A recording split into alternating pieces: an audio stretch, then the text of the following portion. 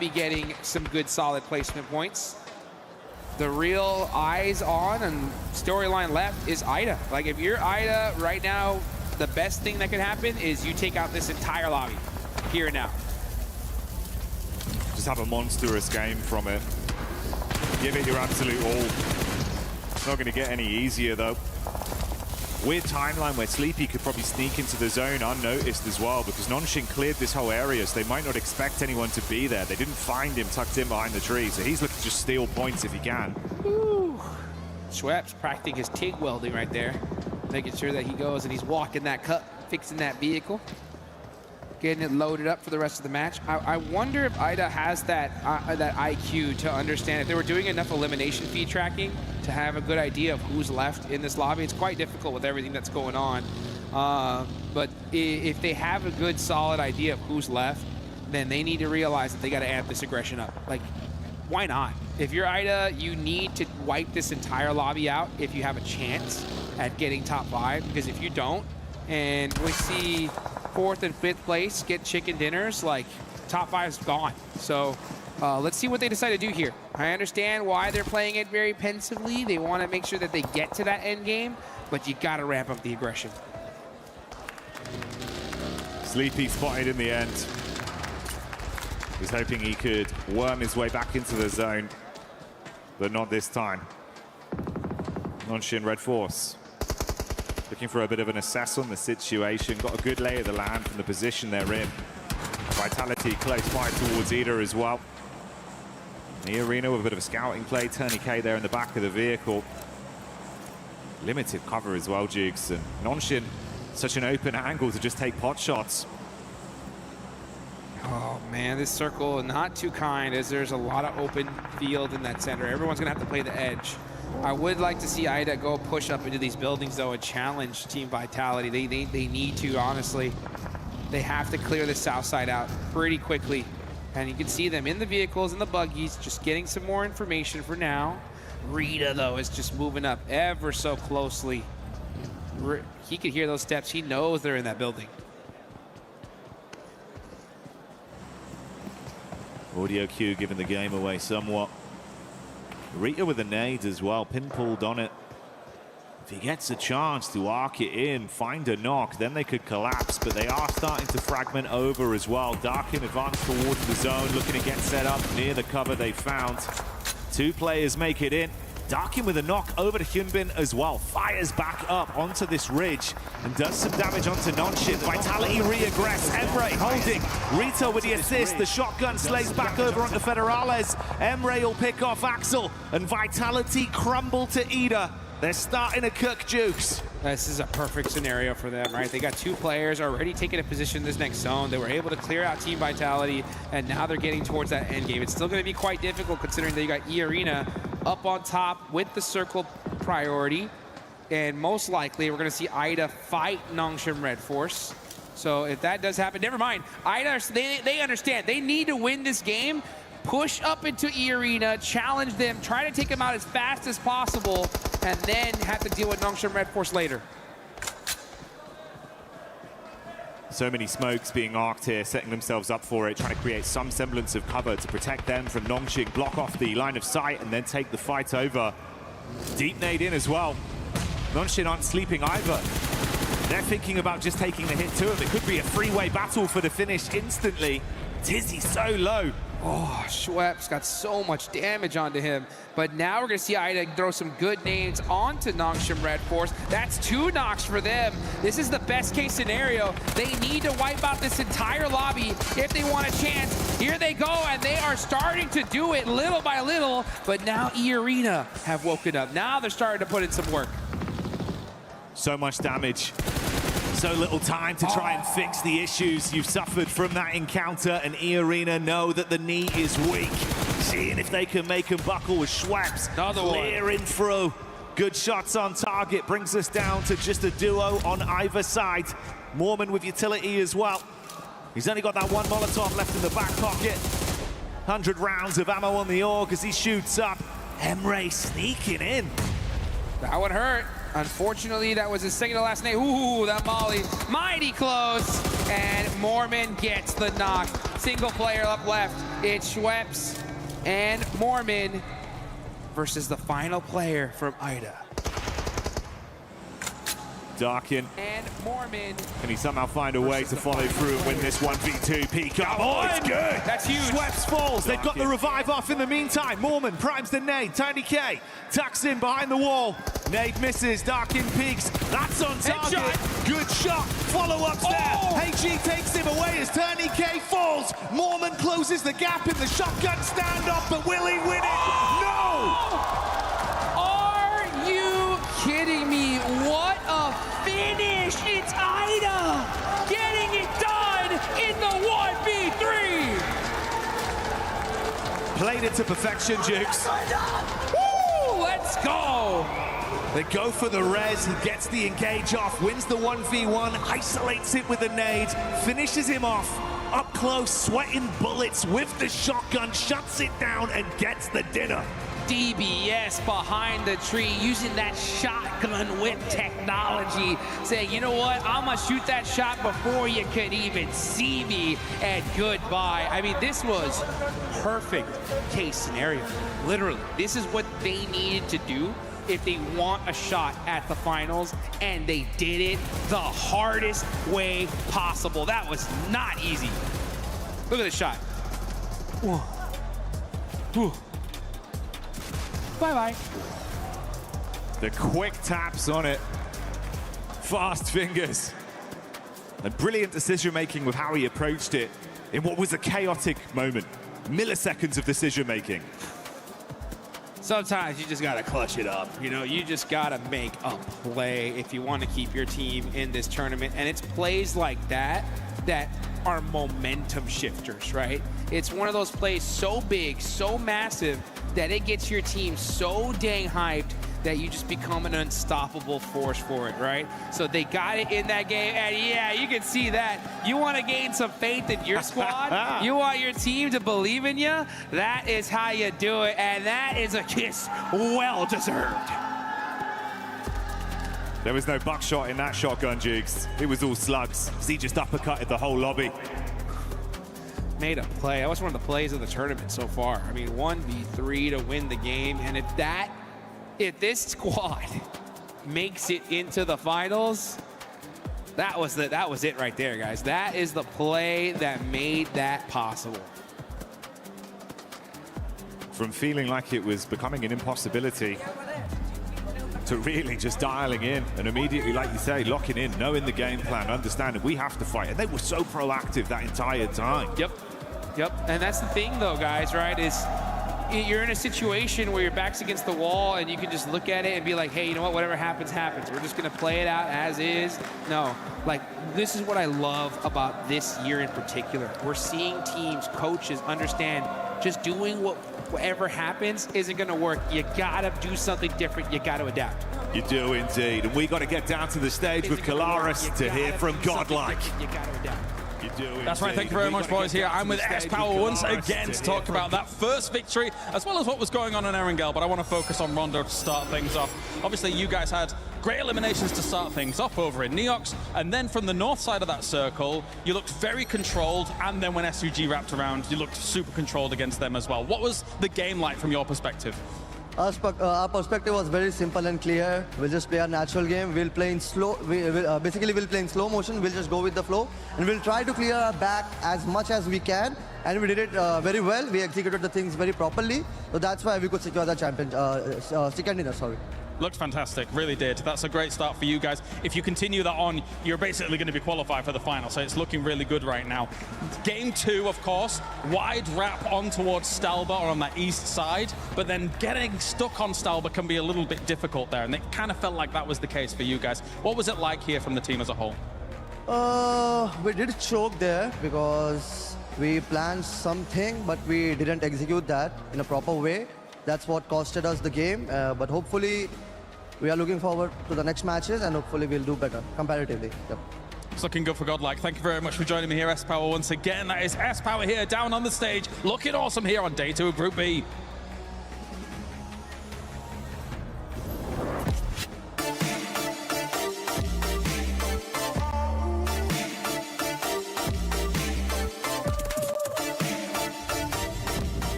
주나요? 이용해. 차벽 이용해 후보.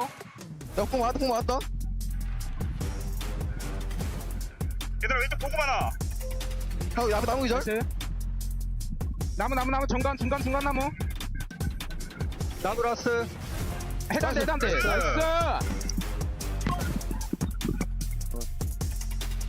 Ben yine tepeye çıkabilirim muhtemelen. Oğlum sen gelen olmayacak dedin de şey gelmesin oğlum iyi. Kim?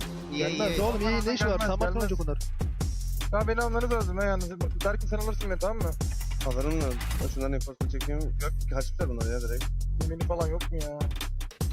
6x. Nice. Mati marah. Bagi peluru Ren. Udah bisa dapat yang 60 gua. Enggak ada 60. Udah nggak usah. Di berapa ya? NS ya? Guys. Bagian rata 15 NS. Berapa mati 2. Orang mati berapa ya orang? Tadi gua bunuh 1. Mati 2. Oke. Di jamur ada yang mayat jamur. Iya. Gua bunuh itu. ต้องตีมันไว้ชิ้นนี้สู้มาส่งนี้สู้ฟังกู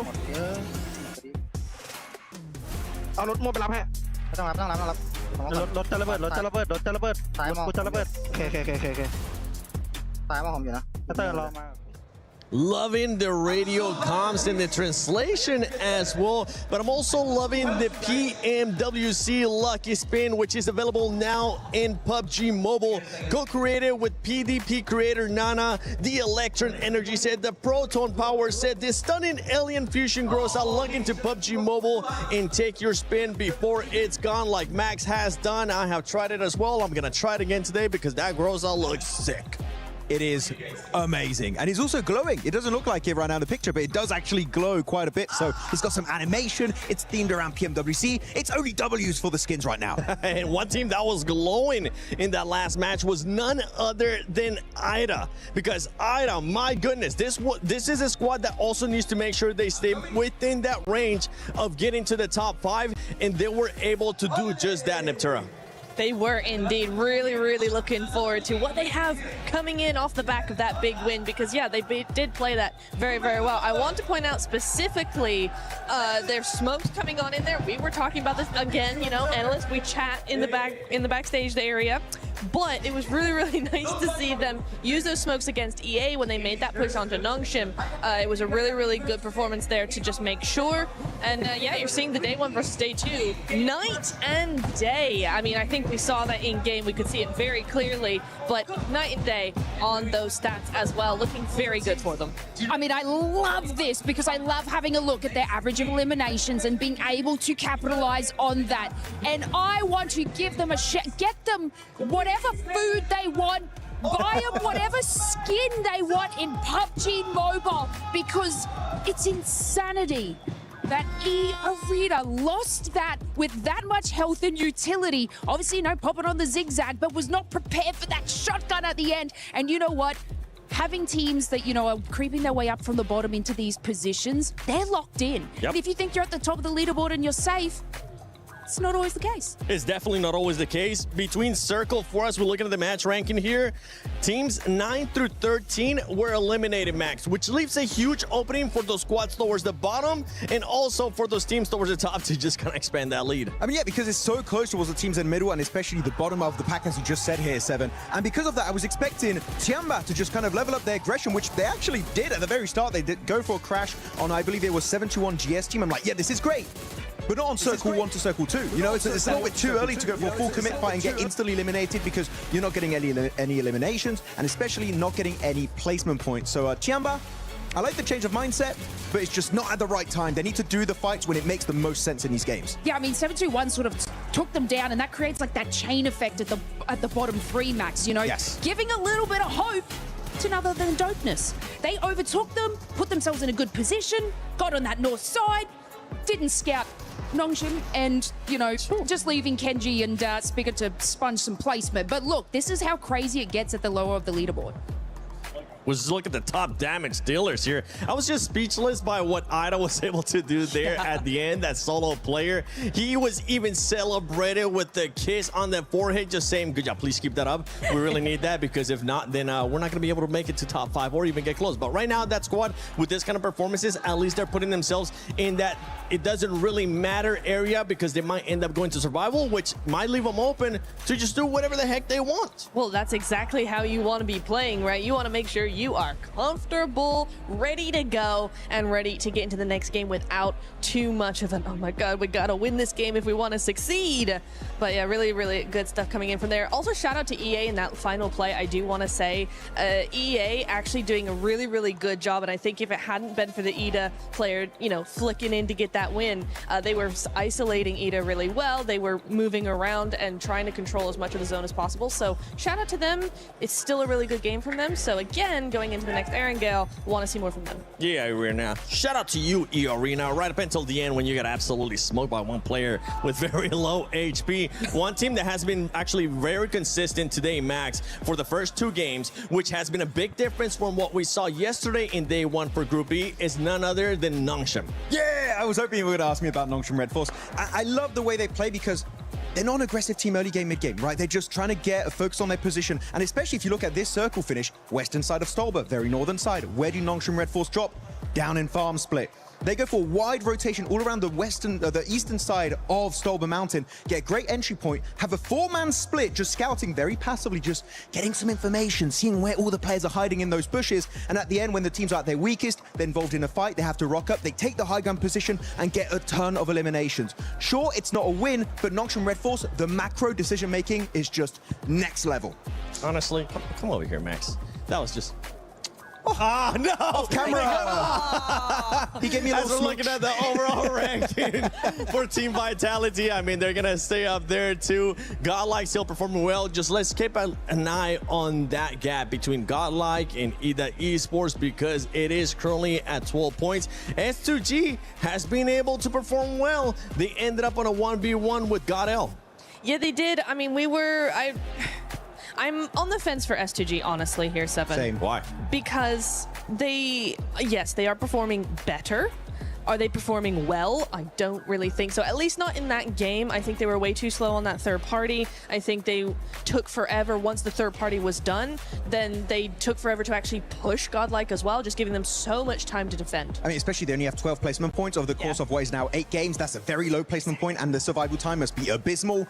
S2G, you need to get into those late games. And for this team towards the bottom right now, Lace, I want you to get into your best coaching mentality. How are you gonna hype up these teams like Tiamba, ETSH Esports, and Hustler Crew? I will personally head over to Hot Jukes. I will reach down and grab his left shoe and probably not do much with it because, you know, I might get a complaint. But look, these teams, especially Esh, coming out of that, they had a great position on the high north side. They had about 5 vehicle cover, 7 eliminations, moving on into that zone.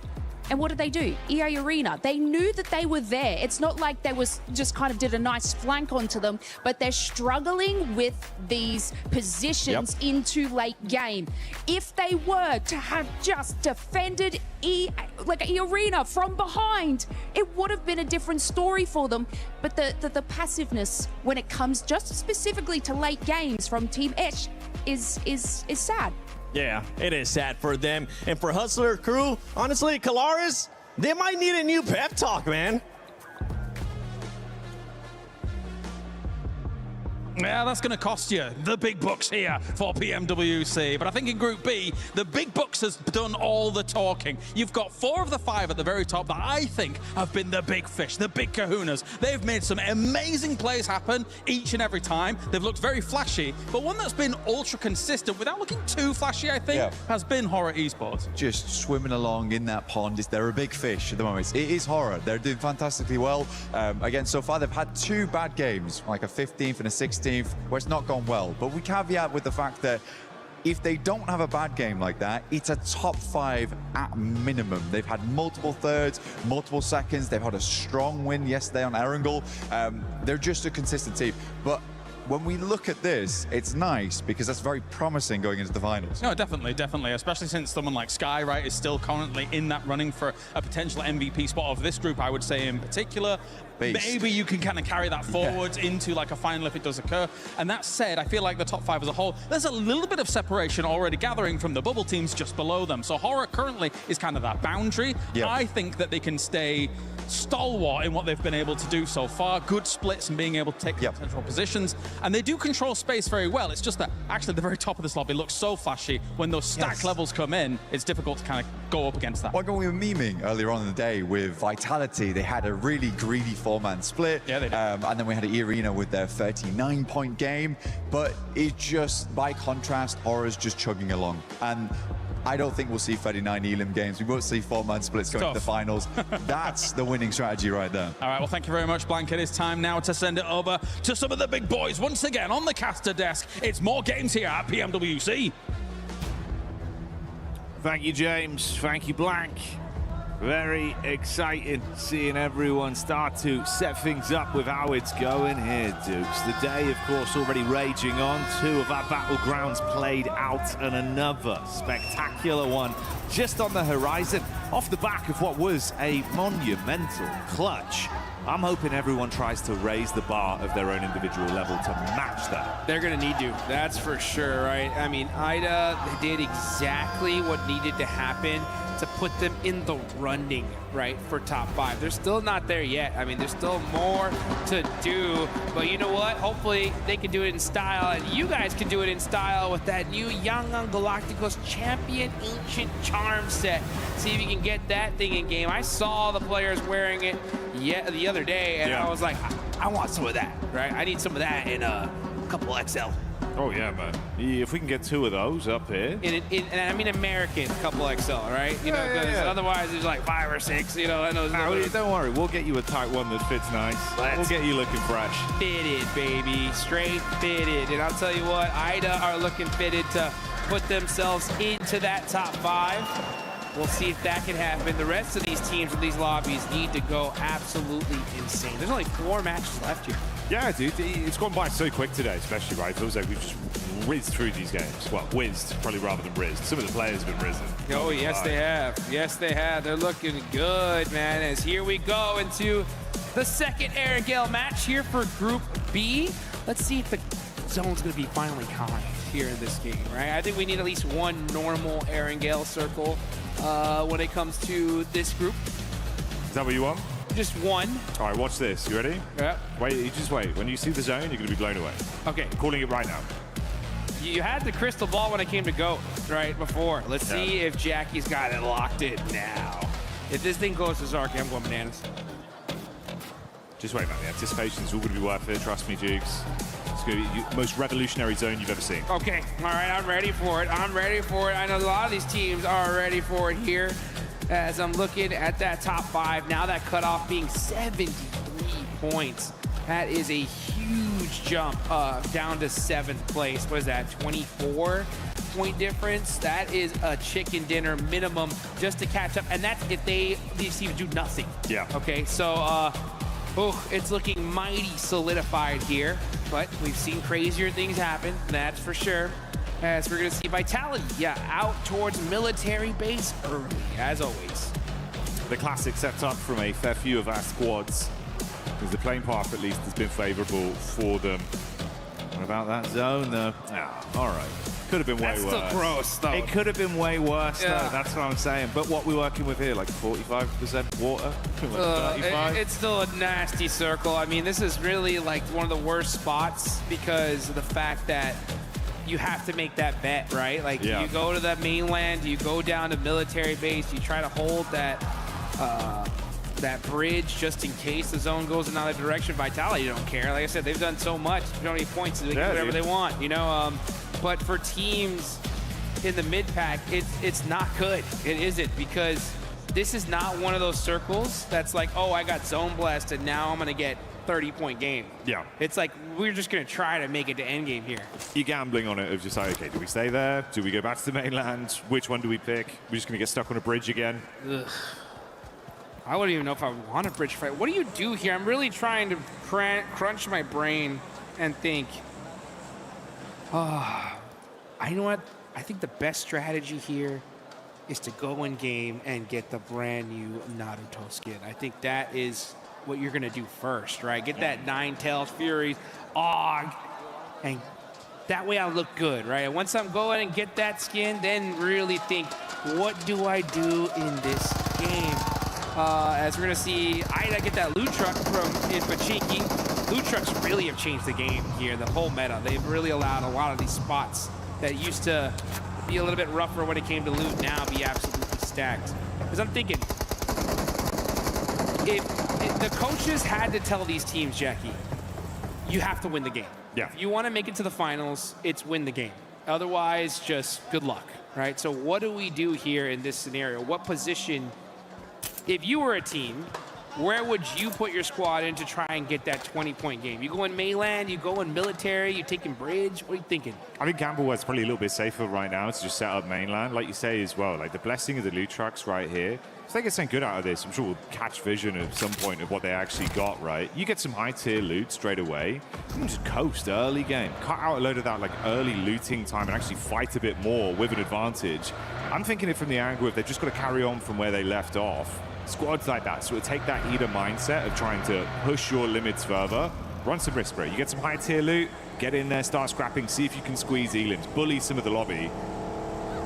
You know effectively at this point, like you're kind of middle of the pack. You're not really going to fall that far down. The bottom side's so low. Slipping out of survival is going to be hard. Yeah. So you might as well risk it. You have to, and I think this is the game to risk it. You know, I think that at a certain point, yeah, I think here it's all risk, for sure. As we get into the Miramar matches, then it's like, all right, maybe we got to play a little conservative just to make sure we don't fall in the bottom three if you're that low. But here's one of those games where you gotta shoot for the moon, right? Try to get that top three finish. I think if you're gonna go for down a spot, I think you go Ferry Pier, that Ferry Pier hill, right behind the gas station. If you take that spot there, it gives you a lot of control of the zone. You can hopefully maybe even catch some third parties. And it looks like Ida, of all teams, is going to take that spot. So they are saying, you know what? We're one of the squads that definitely could make it in top 5. And I mean, by one, I mean the only one, right? They're the only one really in the run for top 5 here due to that last game. And they're going to control this hill, which I think is an excellent spot in the zone. And it works out pretty cerebrally for them as well, right? Because obviously you come in, like you say, get that loot truck, arm yourself a bit earlier, that gets cut out some of the additional time they'd have to waste, sort of slowly slogging along, getting themselves better firepower and ammunition to work with. If they run into another squad, maybe they do just take that encounter head on. It's a good call. It was a great last game, and you could see they were all fired up in celebration as well. Big stage like this, Duke, sometimes the paranoia gets to you. Yeah, it does. But they certainly rise to the occasion, man. They have rise to the occasion, and they did it in just such insane fashion. A crazy 1v3 to end things up, to get the chicken dinner, the dub, and put them in the running here is so insane. I mean, job's not done yet. I mean, Godlike have been playing phenomenally today. That's going to be a hard one to catch. And we heard it there from the desk, right? Out of all the teams in the top 5, they were talking about Aura, just being like, yeah, I mean, they are consistent. They're up there, but out of all the teams, I think they're the ones that's the most shaky right now, at least when it comes to trying to let Ida catch up to them. So I think if you are Aura, if you're any of the teams in top 5, you obviously want to shut that conversation down right here. But with a circle like this, it's not going to be easy, that's for sure.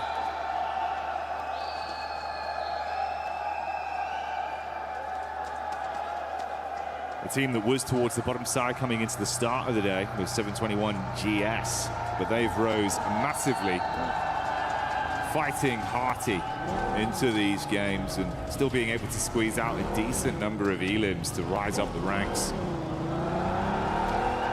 Fair few points between them and slipping back into the bottom. Obviously the surprising factor there, Tianba. Didn't think that's where we'd be seeing them, Jukes. Oh my gosh, I can't, that's like, for me, the most frustrating thing in this lobby is seeing Tianba in, I mean, I don't even want to say it. I mean, they are in bottom 3 right now. I mean, yeah. I don't want to believe it, you know, and in every, if this was any other year, I'd be like, I'm not worried, you know, like it's Tianba, they're for sure not going to be blah, blah, blah, blah, you know, but what has happened with Alpha 7, you know, is making me very scared, you know, because there wasn't a world, I would have put the whole house on saying that Alpha 7 were for sure making a final in 2 international events, and they haven't done that yet. So Yeah, Tianba, please get it together, please. Yeah, we need to see some sort of change. Again, that'd be a prime example of a squad that probably could, if they lock in right here, right now, game like this, right, run the risk. It's not looking great as it is anyway. If you can completely flip that around with a big result, get some points in, bro. The other teams drop down below you. We know they've got the firepower for it, Jukes. It's just gone quiet. Silly quiet. I mean, for them to even be close to bottom 3 is insane, and the fact that they're sitting there right now is wild. I mean, they're not that deep down. I mean, it's only 2 points away from dopeness and about 9 points away from 9th place. So it's not the scariest position to be in, but you know, you don't like to see it regardless. Next zone. Let's just see how toxic it's going to be. Are we going to get a crazy shit? Okay, yeah, it does go perfectly up to that mainland. So that bet from Ida, right? I mean, this is the perfect zone shift for them. It's worked out brilliantly. Opening game plan so far, uncontested. Sped up a lot of their looting, found themselves a good position that's still very central as well. 72-1 GS once again. They've been a bit of a dark horse of being able to squeeze eliminations and bully some of the squads that are massively above them in the standings. And that little nip, make it harder, take out some of these players so that you can try and climb. That's helping not only them, but potentially a few of our other squads as well. Yeah.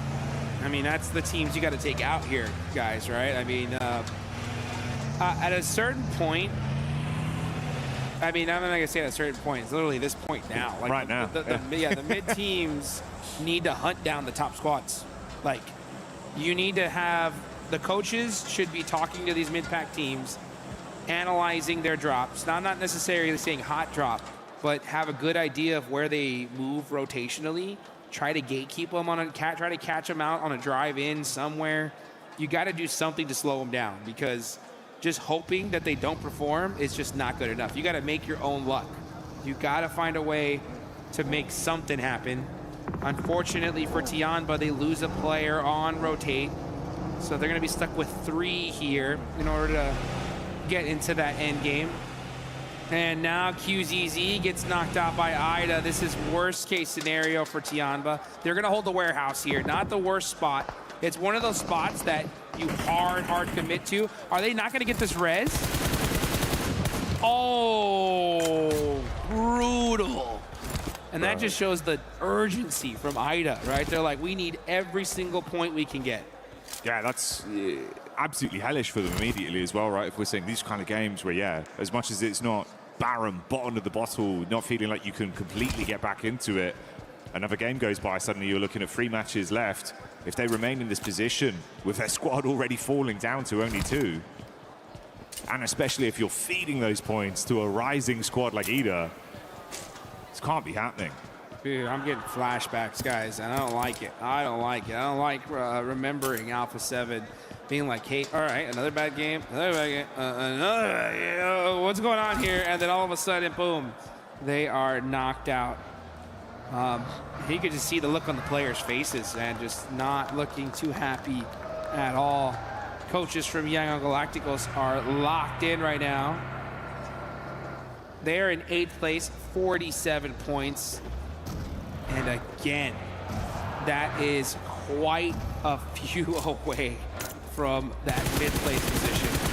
So yeah, if you're Young Galacticos, you're in the blue zone now. Hunting down some of these squads might be beneficial because you need a ton of eliminations. Let's see if they can find them, though, as Dopeness end up battling it out with Team Vitality. Razak throwing the Molotovs in there. Lupa on fire, and he's gonna burn, baby, burn. And that's Dopeness losing one of their players here. Dopeness trying to clash back. Eyes on the Wizards tower. Razy goes up top to make sure they can hard flush onto Lufa. No recovery mission, but Nikita has other ideas in mind. Nearly gets up the stairs, but Razak's quick with it. And a buckshot's dispatched them. Head on a swivel as well. Finds Ken G, 1 by 1. Dopeness very quickly falling to the wayside. Nice pick up there, Dukes. They can save their mate as well. This is a bit surprising, though. S2G hard commit onto the Godlike crew, and they're gone. Wow, what a huge finish for the side of S2G. This is their chance now. S2G's got to go for the win. Godlike getting shut out earlier is perfect for them because they are right there. 4th place, 5th. Not a crazy point gap going up from them. So 75 points is where they're staying. That's the goal to catch up to. Big opportunity. And you know, Ida saw that. You know, Aura saw that. You know, Young Galactica saw that. So let's see what they could do in this game. And now with Dopeness getting eliminated earlier, Tianba are like, all right, hey, let's get a good game in here and get out of this bottom 3. Yeah, exactly. You're not too far off. Couple points. It's only a duo, though. That's the scary thing. Need to weaken them early. That task is way harder. Half as many players to rely on. Now, yeah, you're just going to see these rotations come out. I mean, S2G need to find themselves a good, solidified position. And they do, right? They have a good spot in this next circle, especially if the zone goes up north. Yeah, I think now it's time to play things a little bit slower. Slow things down. You got to get to end game if you're S2G. Fights right here are way too dangerous because if you take a fight, you're getting third party, almost guaranteed. So slow it down a little bit and try to get this win because that's what you need. You need still a good amount of points here. And if you can get that win now, man, they'll be having a good solid chance in the last 3 matches. Good to see everyone being a little bit more cutthroat with the application of how they're playing, right? It's kind of what we were saying. You got to try and run a few more risks, and taking down Godlike now presents that opportunity to rise. Let's see where the zone's going to go on it. Who will get a bit of a gift?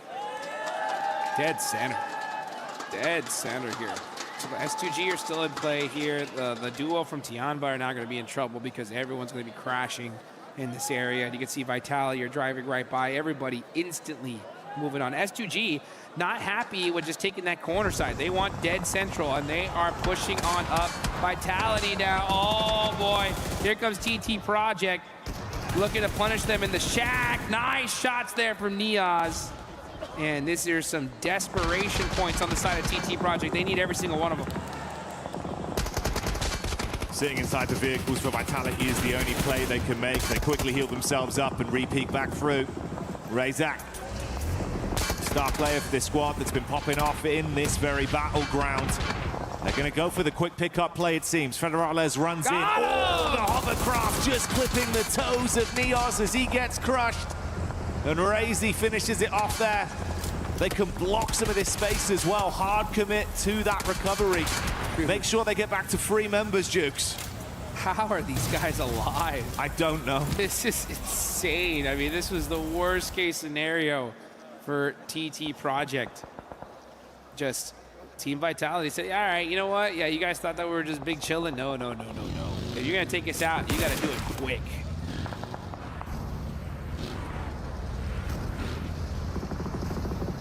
Now we're going to see Young Galacticos here just on the move little by little. Ida holding this compound, a strong position in this zone is exactly what they need to be doing. They got a couple eliminations early. You know, get yourselves a nice secure spot. Ensure that you get to that end game here.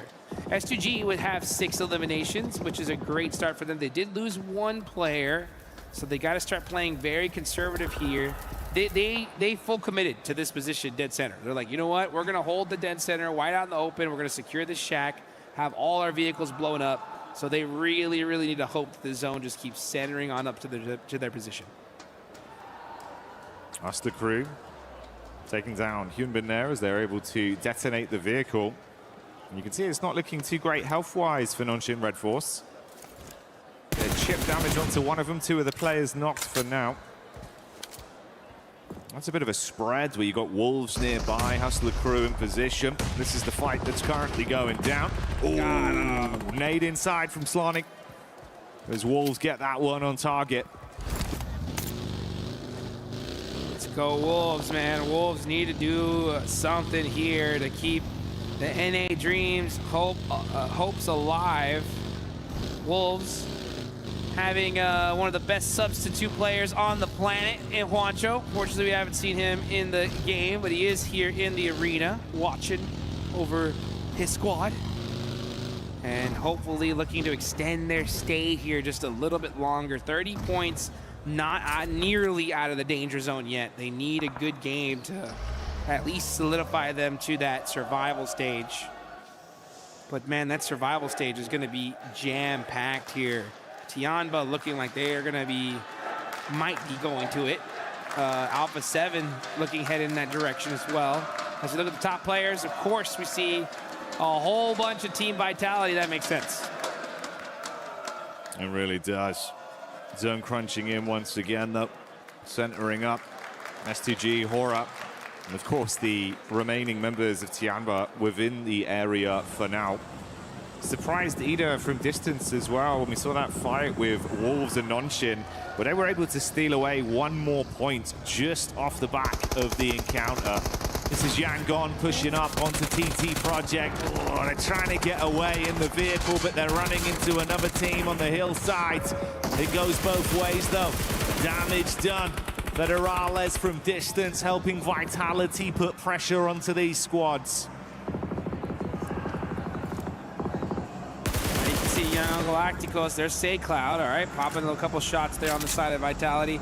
I'm surprised he even shot that, considering that he's so far out of position in this circle. But now I was wondering, where is Alpha 7? When are they going to make some moves? There's Obscure getting a nice shot there onto E-Arena. That's huge for this lobby. E-Arena going out here. Shuts down one of those top players. And Tourniquet, though, last player up. Oh, devastating A7 here. Oh, and good for them, though. 7-2-1 gets that elimination. That's going to be a huge sigh of relief for the side of A7. It's Wolves as well, making it so uncomfortable for Alpha 7 there. They thought they could take a fair fight, be able to just play a head-to-head with both squads. Doesn't work that way. Wolves keep the pressure on A7. 721 GS as well. Still stealing points here and there in these games. Darkin takes the shots up onto Fajita. You got the spam over. In the midst of all this, Vitality have finally finished what remained of TT Project. And the solo from Alpha 7 stuck in a horrific position. Horrific is right. And the Wolves are holding the north side, wrapping all the way around to find a position in this next zone. Obscure just going to be eating a whole lot of blue damage. And this is stage 5. This one hurts. Alpha 7 just can't seem to catch a break here. Can't get anything going.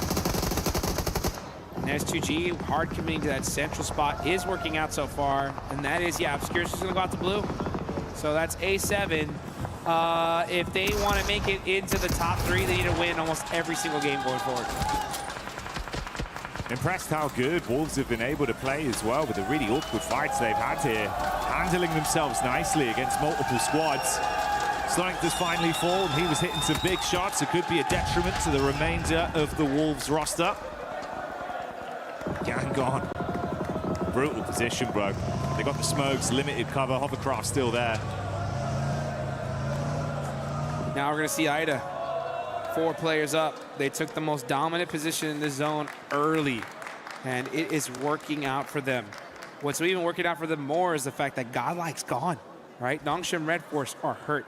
E-Arena is out of here. Hora only have 2 players left, so, and those are really the only top 5 that matter, right? So, oh man, that's going to be really huge for the side of S2G and Ida. It opens the door.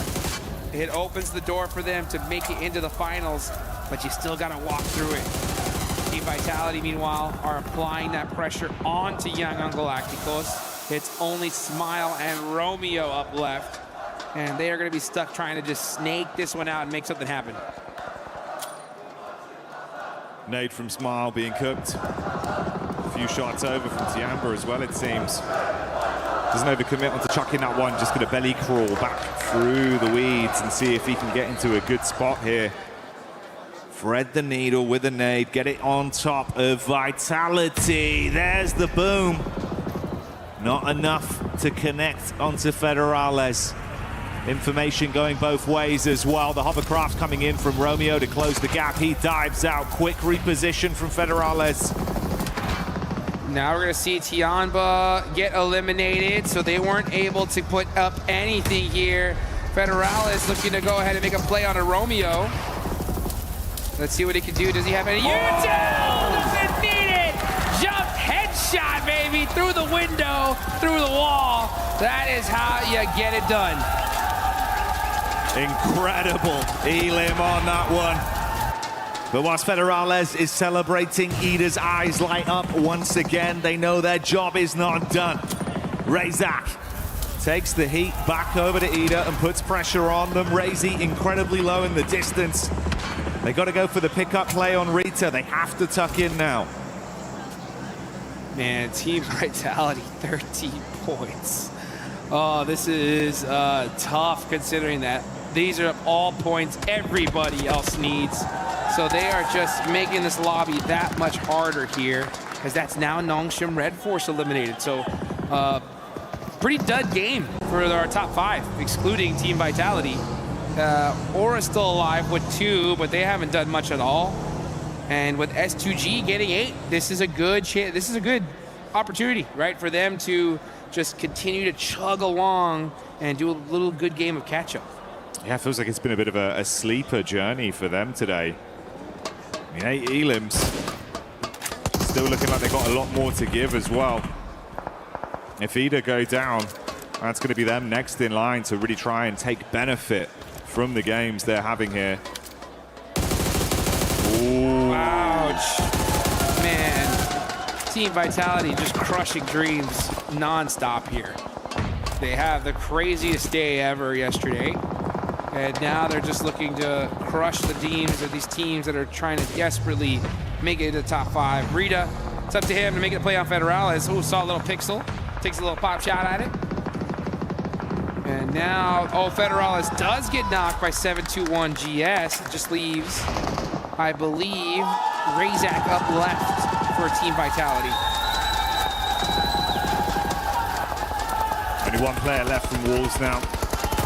Bora set up in the shack. There's the nade coming over. They do get the shots onto him and the nade misses, so they're fine to survive as a duo with Wolves being taken out of the running. Like you said, Vitality just down to Razak. It won't get any easier. S2G bringing the heat over to 721 GS as they'll scrap each other. So far away though, Jukes. It's not an easy gap to close. They've got to get a move on. Yeah, now this is S2G's time. Like, honestly, S2G, you did a great job. You got to the end game. Now it's time to get aggressive. Move. You need all of these eliminations. Team Vitality is stealing all of them from you. You need all that you can get because Godlike is out. Aura, they're getting some points on the board as well. So if you're S2G, now's your time. Are you going to make it happen, though? Because Ida is still soaking up points here. Vitality finally full. They can get back over there and resupply off of the crates that are inside of the building. 721 GS taking a lot of damage as well. This is just the cleanup. That's all S2G need from it. Hey, shout out to 721 GS, though. Great day today, right? Yeah. I mean, they were in the bottom 3 looking down and out, but they put themselves at least in a running for the survival stage. Actually, they're looking pretty good for the survival stage here. Oleko gonna have to make a play for his team. Does get some sightlines on S2G, but Solke able to make it behind that hail bale and take them out. And again, that's another point stolen by Ida as well with the shot we saw coming over from Darkin. One of those knocks goes his way, converted into a point. So still squeezing little bits out of this lobby as we remain with our final 3 squads. Hora down to the 2 players. Ooh, Sky's gonna buckle as well. Instant connection from Emre on the peak up. They're not slowing down, Jukes. They're just getting started. Yeah, now Aura are out. That's the right play. Honestly, both of these teams were like, hey, Aura's that way? Yeah. Let's all focus there first, all right? And then we can deal about it later on because we're the ones trying to get in the top 5. Aura are already there. And now a huge fight as S2G. He's got the AWF, baby. Let's see some of that late game sniper action. But what? Oh, Rita. Talk about, hey, we got barbershops here for these players, and Rita just got a haircut. Short back and sides for Rita. Ridiculous, that one didn't connect. Woo-wee. The scope attached for max precision. Looking to punch a hole straight through them. As it comes down to two teams that are neck and neck towards each other. The rise we've seen from S2G. And an Ida that took that chicken dinner previously and have not slowed down. A slight advantage in terms of the battle of attrition, Jukes. It's a 4 versus 3 on the manpower. Oh, I know we joked about that missed shot, but that was actually a really brutal miss, considering that if he would have hit that, Rita's gone, and there's no way he's getting res. It would have been a 3v2 situation.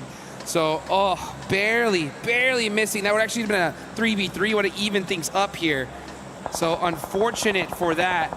Let's see what kind of plays you're going to make. Now you can see Ida just slowly creeping up, pushing their back against the blue zone. And now with that snake play coming into here, one good nade could shut them down.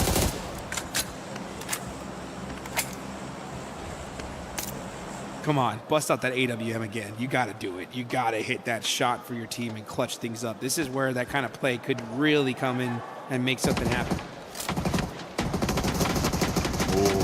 Kamikaze taking some big hits. Emre, look at the reaction time, Jukes. He steps up, absolutely lays down the law.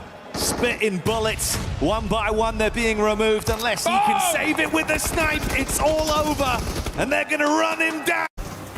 Didn't really do much except for Team Vitality, right? I mean, it was a non-game for them, and that opened things up. Let's take a look at the team comps and hear what they had to say. Rahat oynayamaz, rahat oynayamaz. Bak bak. Çok güzel, arkadan bir tane var. Gel, bir kaldı. Araba sür. Araba sür. Bana vermesin. Ben sürüyorum. Gel beraber devam edelim, gel. Sür, araba sür. Nice oğlum. Nice. Tempered celebration. They're happy, bro. They know. They've been there before, Jukes, and they're locking it down. Beautiful signs, though. It's the way as well. They actually stole so many Elim points off other teams amidst all that commotion in those fights, right? Anytime there's a third-party angle from distance, we're talking meters. They're hitting shots. Yeah, I mean, these guys, this is what I was talking about in that last game, right? When you have such an insane clutch play, it exudes confidence in your entire squad. They believe in you as a player. They believe that it's a sign, right? It's meant to be for us to make it. And we saw that circle early on. I was like, hey, that's probably the best spot in the zone. They immediately were like, yeah, let's take that. And since they looted at Pachinki, and they took full advantage of it. What a clutch play right here. It's to catch up and be able to make it into the finals, and they're looking like they're making it happen. Locked it down. Happy with themselves. And a pathway now. Went from being possibly impossible to now literally a reality, Dukes. They're right there. Yeah. I mean, but this is what it took. This is what it took, right? This is why we were really casting so much doubt, right? Because it took like 2 back-to-back wins to even make it a chance. They just did it, and good for them that they did it in the first half of the day, right? I mean, there's still 3 more matches left to go. That's plenty of time to really lock things down, but it's gonna be interesting to see, right, which team got knocked out of the top 5, right? That is gonna be really wild to see, and unfortunately, on the other side of things, right, we didn't see Tianba be able to make it. Yeah, Tianba. So many different narratives that we're looking at here and so much more to discuss. So stick with us when we get back into it.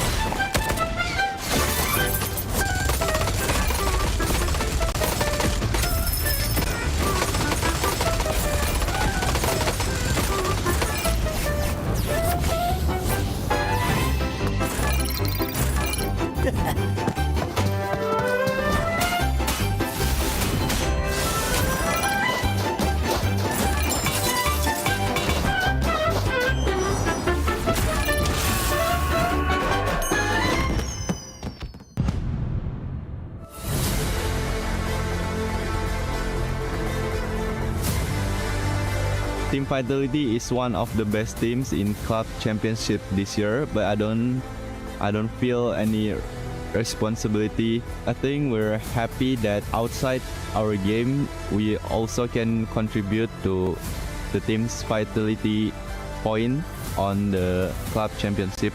Winning the championship would mean a lot to me because we can give 1,000 points to Team Vitality.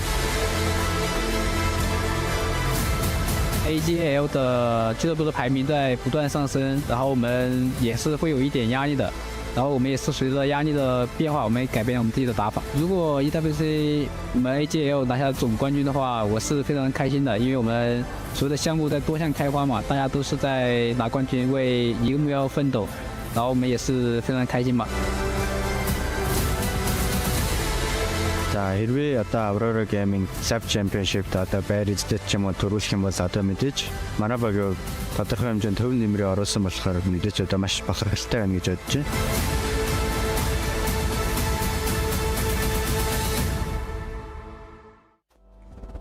As if there was any question if Ida was gonna show up, Max. They get that back-to-back chicken dinner. If I'm not mistaken, if the math is right, they jumped up to 5th place. It's not chicken dinner anymore, it's a chicken buffet right now for Ida, having a great time. But especially for a team that was middle of the pack, back-to-back wins, right, was great because we saw at the start of day 7, the point gap between the teams in the top 5 was quite significant, like 20 plus points. These wins, and especially that not going towards vitality and such, is great because it just enables a possibility for these teams to initiate a comeback. Ida looking so confident because they know it's do or die. If they want to go to the finals right away, they need to show up, and they've done that massively on day 2 of their group. No, it's very true. I do enjoy what we're seeing from Ida, the back-to-back. I mean, it's the 3rd back-to-back we've had in the group stage. We've had many coming on through here. Yeah, it's really nice to see. But, you know, it is a classic gameplay, classic strategy that we're seeing from a couple of different teams. Nongshim being one of those, right? Where they are going into the mid-circle. There we go. Mid-circle, finding a compound, and then just staying there, staying put, being really, really nice to see that come on through. They wait, and then about phase 5 they start actually moving through and spreading out, trying to gain a little bit of control as well. So that's really nice to see from Ida, and I want to see it again. It is nice to see one team that honestly a lot of teams got a chance to just push up the leaderboard here, especially for the middle of the pack. Godlike, they ended up being eliminated early on, right? We saw them start off hot at the beginning of the day. It has slowed down a little bit for this squad, especially considering they're currently in that contention for top 5. But it is a big opportunity. Lace, if you, Matt Niptera, if you can just stop hogging the mic and pass it on. There you go. Thank you very much. But as I was saying, Lace, it's a big opportunity for some of these other squads to be able to jump up that leaderboard. One of them being none other than 7-1. Honestly, it's been such a ride watching this team, and by that, I mean they are making micro adjustments mid-game. Still, though, getting a little caught out. I mean, and this is from the likes of, like, I gotta chuck in S2G there as well, because they're literally holding this front position against 7-1 on the north side. And they were at about like a three player part, and it's just unfortunate 7-1 aren't sort of making these, like, I guess, made like minor adjustments to have that line of sight on them. And I mean, they're getting caught out by these massive split holds from these teams. But yeah, I've got to add S2G there into the mix because they are performing incredibly well. I feel like you've been supporting 7-2 a lot today. Yesterday was Vitality. Can you support Nongshim Red Force? Just for no particular reason. They don't need to be supported extra. Good juju. I'll take extra points for them. I don't care. So can you just say, Lace, can you just say Hyunbin one time for us, please? Hyunbin? Okay, there you go. That's an extra 15 eliminations for Hyunbin today. Guys, I have a reverse caster curse, by the way. Did you know that? That's called a blessing. Yeah. I call it a reverse caster curse for everyone at home. But yeah, just PayPal me. We'll hit you up. You especially you, Max. Okay, we might find a good rhythm here, especially if you're able to curse a team, she'll uncurse them, and then you and I, Neptura, will try to curse them again. But for some of the other teams, a big surprise for me has to be Alpha 7. We kind of have to bring them back, right? For Alpha 7, we're expecting a bit of a jump up today of the likes of what 721 has been able to do, some of the other squads like EDA, but it hasn't been the case for Alpha 7. No, it hasn't. They had a couple of really good spots, and then in this last game, the last couple of games, it really feels like they've fallen back down in terms of that momentum. They're not really building on anything, and we are looking now at the overall ranking because yeah, it is EDA. A7's not on the front page, and I think we know why, but EDA, hello. EDA jumped up all the way to second place. That's what happens when you get a back-to-back. Yeah, I mean, a back-to-back will do that for you. So really good jump up from EDA. Generally a team that I thought would be middle of the pack. I was not expecting to be in here, the top 5, but they just shut us all up right now, and I'm absolutely loving it. The Lake's blessing is real apparently right now, though, looking at this page. Yangon Galacticos, day 1 Niptro, showing some like sparks of aggression. I was really excited, but today, this team just fully disappeared, I would say. Yeah, it's weird. I was really hoping for a lot more coming on through because, yeah, they've been so nice. They've not been playing passive. They've been trying to do a lot of things. They've been trying to control a lot of area, and it's just not really coming through. I don't know if that's because teams are, you know, pushing that aggression a little bit more and they're getting caught out, or if it's more of just faltering in mentality.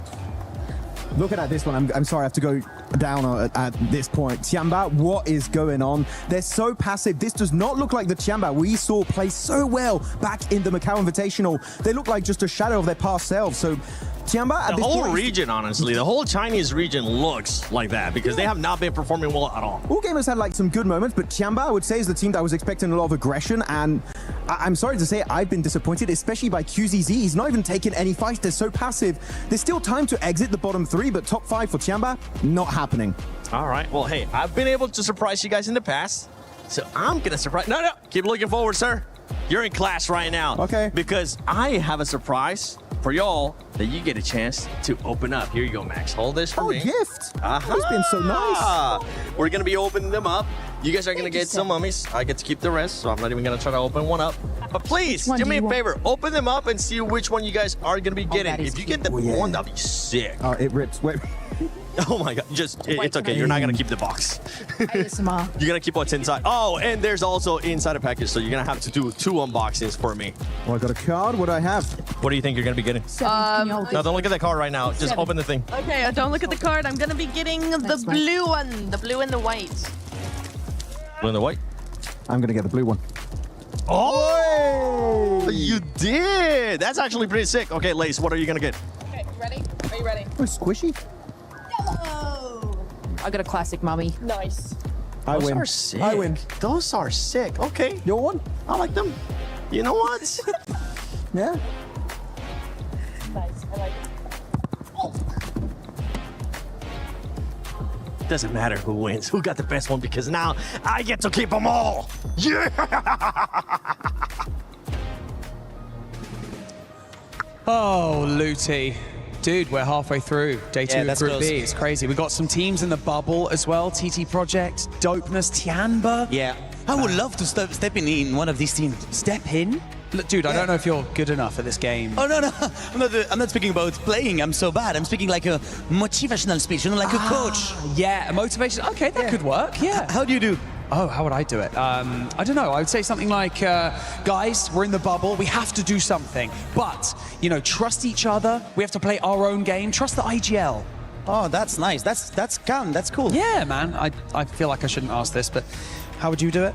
I will do it the French way, like something like... Bon, maintenant, les gars, on va arrêter de faire de la merde. Hein. On va continuer à jouer plus correctement. On va faire attention à la zone. On va faire des kills et on va arrêter de se chier dessus. Dude, you terrified the kids. What did you just say? I just say something like, we're a big family. We got this, and let's win together. I don't think I believe you. Back to caster, guy. Game 4 now. Say? I said back to caster. What did you say? Game 4. It's now. Hey, you know what? I don't think I believe him either. I don't think that's quite what he said, but my French is not quite good enough. We'll have to tune in with Max to see if that was real. We will have to tune him out. Unfortunately, he's laid dead out on a table at the moment, completely slammed out by a chicken leg from Evil 7, apparently. But we are getting in towards our 4th game of the day so far. Ida on a back-to-back, which was kind of amazing to watch and is making it quite difficult for some of the teams at the top. We thought it was kind of a secured top 5. Ida, however, battling their way in with fair ease on day 2. It seems like they found something, figured something out from that first day of games, moving into today. So they set it back over on the desk before they were knocked unconscious. They are now in 2nd place, which is a huge jump up coming through from Ida. A Turkish team potentially going to represent in a direct qualification spot in towards those finals would be great. But now we have our final Erangel of the group stages. For Group B, this is their last chance to take a turn around the grassy pastures. Some nice even points available here on Erangel as well. Teams want to make it happen. Unfortunately, today has been pretty rough in terms of play maps. A lot of ones down towards the south side of the map, making it a little bit more comfortable. You had to do it to them. We are going to get another, actually, from Lepovka down towards the northwest side of Millie Base, which is, again, I would say it's a pretty awkward playing path. It is playable over towards the eastern side. Places like Yasnaya, Lepovka, Milta, Mini Milta, head down towards Milta itself. There's some splits available towards that western edge. But yeah, good luck getting over towards the likes of North George Southern. It would be quite a long journey. I mean, maybe grab some vehicles, swing out, but you're contesting the teams in Yaz for those vehicle drops and things like that, so it can get very, very dicey. Stalba, Kameshki, maybe a little bit more accessible. Yeah, okay. We'll take a look at who's going to drop out. Actually, kind of only Tiamba heading up towards that north side, so potential for them to get to somewhere like Severny quite quickly on this plane path, but it's the teams that are still in the plane after it starts to cross the channel between these two, the mainland and that military island, that are going to be in with a bit of a dicey scenario, I think, Blank. Yeah, Aura's out early, though, towards that northern edge. Godlike currently dropped out from that top 5 as well, so they're looking to claw their way back in. Now, they've had troubles on this type of drop spot before, but they said they fixed it, and I would say they absolutely have today. I think they're dropping a lot more cohesively going forward, which is making things much, much easier for them. They're not losing players on the outside, and obviously that's paid dividends over towards the first map of the day, where they looked really, really good over in Rondo. That's an unfortunate one. Over towards the northwest side, we're heading towards North George. Hey, you know what?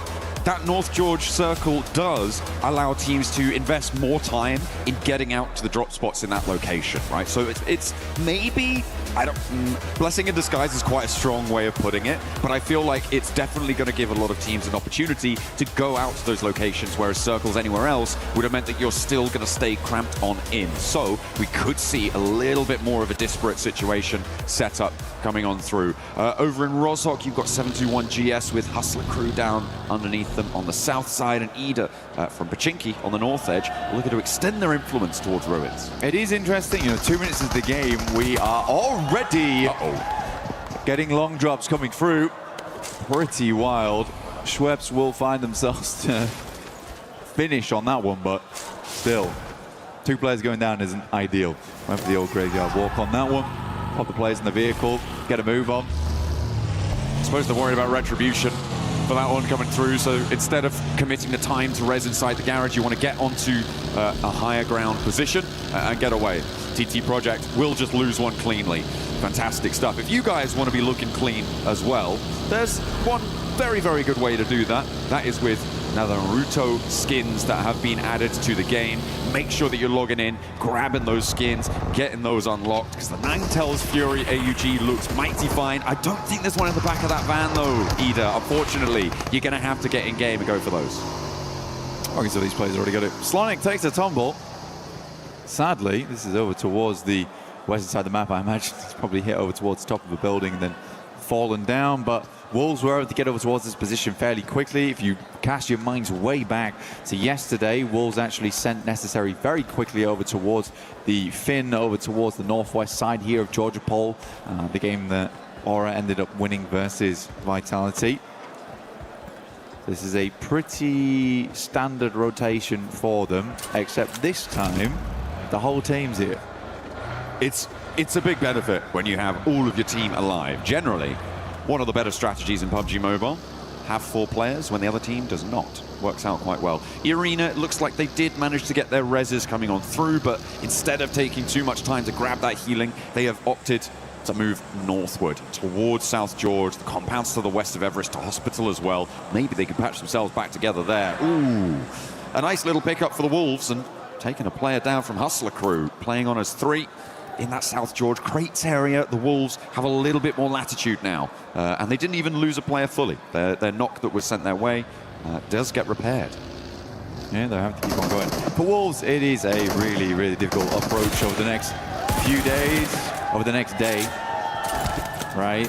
They have 36 points total. Likely they'll stay in this middle pack here, get themselves through towards the next stage of the tournament, but getting in towards the top 5, very, very difficult. Right, 3 more maps to do it in. You're looking at 80 points.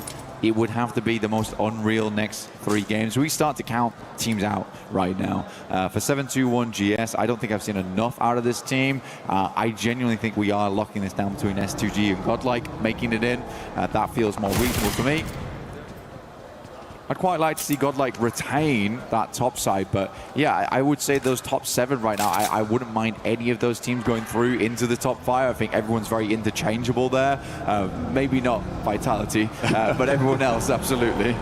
I feel like if I was going to take one team out of this top 5, and this is going to ruffle some feathers, I imagine, but I think it would be E-Arena.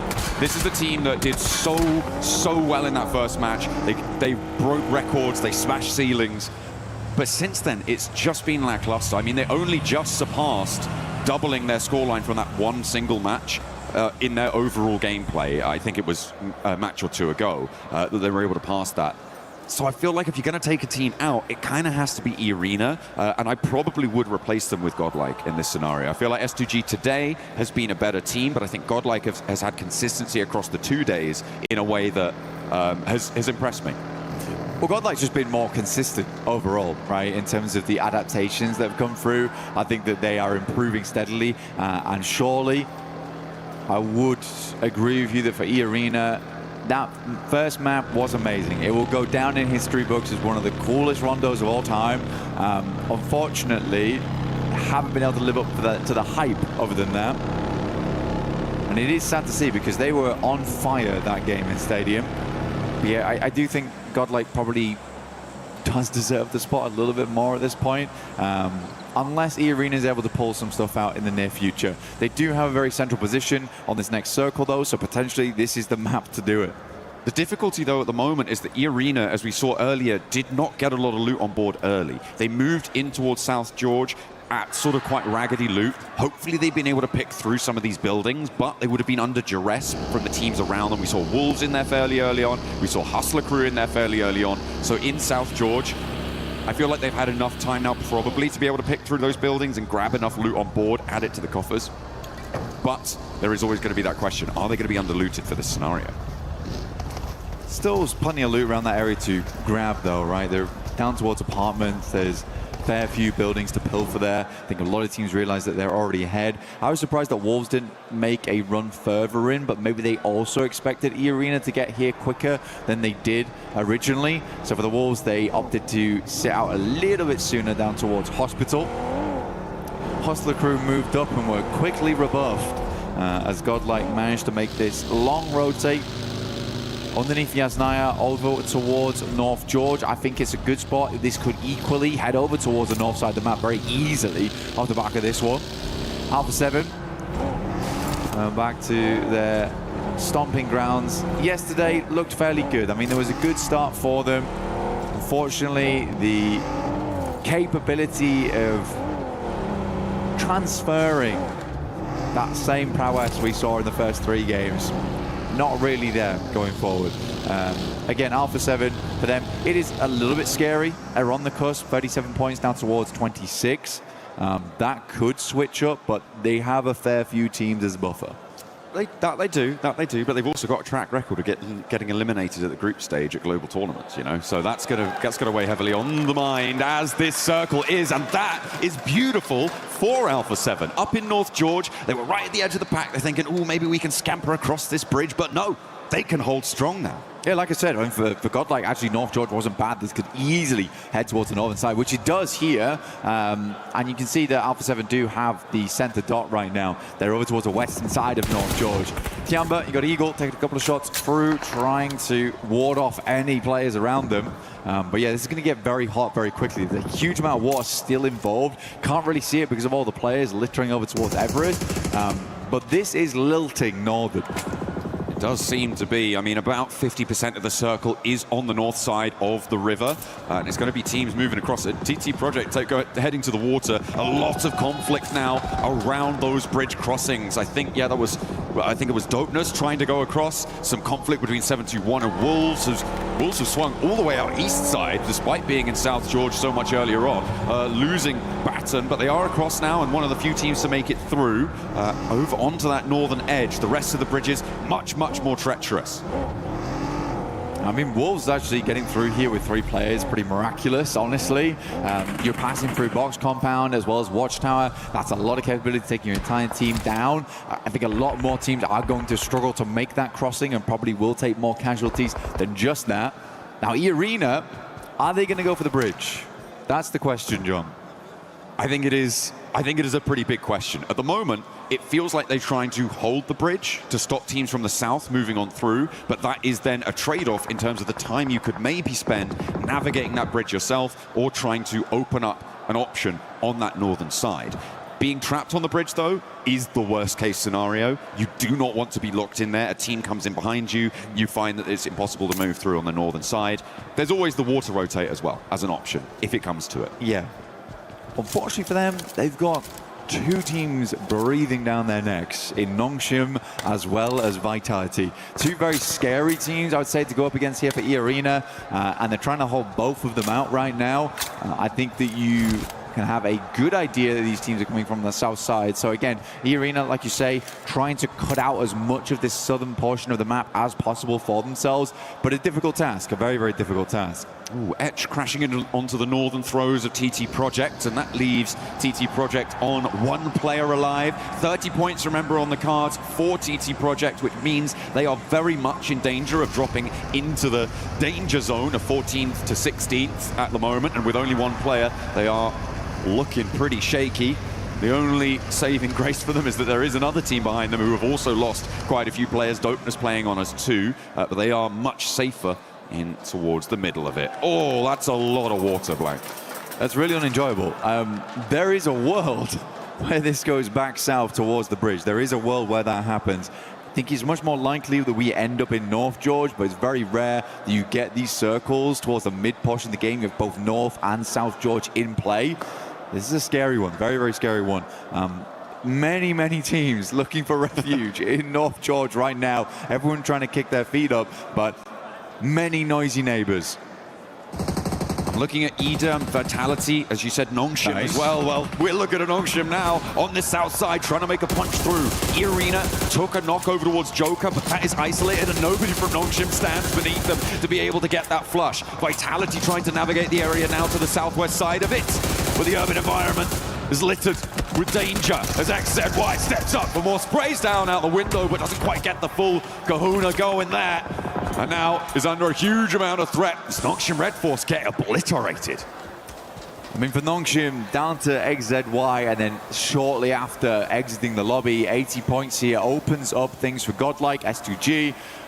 The Arena, I felt like they were the ones doing most of the holding. It actually turns out to be Vitality, taking shots over towards Nongshim Red Force, getting most of that damage in. But again, that is the benefit of being front of the pack here, front of the queue for E-Arena. Schwebs is going to take high ground, though, looking over towards Vitality. You didn't lose all their players. They're still as a 4-man. Now, can E-Arena hold out versus this squad? Struggled to do it in the past. A similar circle like this. That's a very tricky team to hold out as well. The Ray duo coming in, looking to beam them down whenever they can. It is a nasty opponent to come into contact with. We were reminded by some of the people behind the scenes that Schweppes is technically the only player here who could get a triple title from PMWC. There is an opportunity on the cards for E-Arena to be able to make history on that front. As he was able to win 2 of them, I believe, with Vampire in some of the earlier days of the tournament. So looking to try and bring that power to 2026. Unfortunately, it's been one game. They had one good game, right? Yeah. So it's not looking massively hopeful so far. Again, this is one of those games where they could strike out a 15-pointer, see themselves much safer going into map 5 and 6 over on Miramar. But goodness me, urban finishes, never fun. We're going to get our next circle real shortly. S2G finally breaking in to the circle on that eastern side. Our observers do find the map eventually. This is nice. This is going to transition into a full map shot. There we go. Beautiful. I could see it in their minds. They set that up. That was pretty. It did. It actually did. This is a bridge circle. So what do you do here? I mean, E-Arena don't need to move right now. Sure, you might want to get central, but you can get onto the bridge later. You can just sit there and ruin the day for, well, actually, to be fair, very difficult to ruin Vitality's day right now. They're chilling. But for Ida, this is nasty. Thanks, boys. Appreciate it. John, this is not just a bridge circle. I don't think you can announce it like that. This is an insane circle that teams are going to hate. We're going to be playing underneath the bridge for a long, long time. E-Arena's position became all the more important down towards the south side, but goodness me, this is getting treacherous. Like, where does it go next? It's going to have to hard shift back over towards that northern side, if anything, but it could come back down towards the south. Actually a wild, insane position to be on for all of our squads. Godlike loses 1. Vitality looking to move in. Beautiful bouncer. Up the staircase, nades now from Vitality, looking to keep the pressure up for E-Arena. They've already taken a knock in this location before. Ida want to get stuck in. A third-party hero could be big. I think that's what came through just there. Darkin able to land the shots over towards Federalis, but Razak is in the building, looks to pop that smoke, keep them in a bit of cover there. The res comes through. Schweppes, oh no, has to move for the Molotov, and the burn is able to take down Joker. Schweppes maybe next for it as the nade goes boom right by his ear, and a drop down from the top will be sealing the deal. Schweppes falls in the arena, now on 2 players.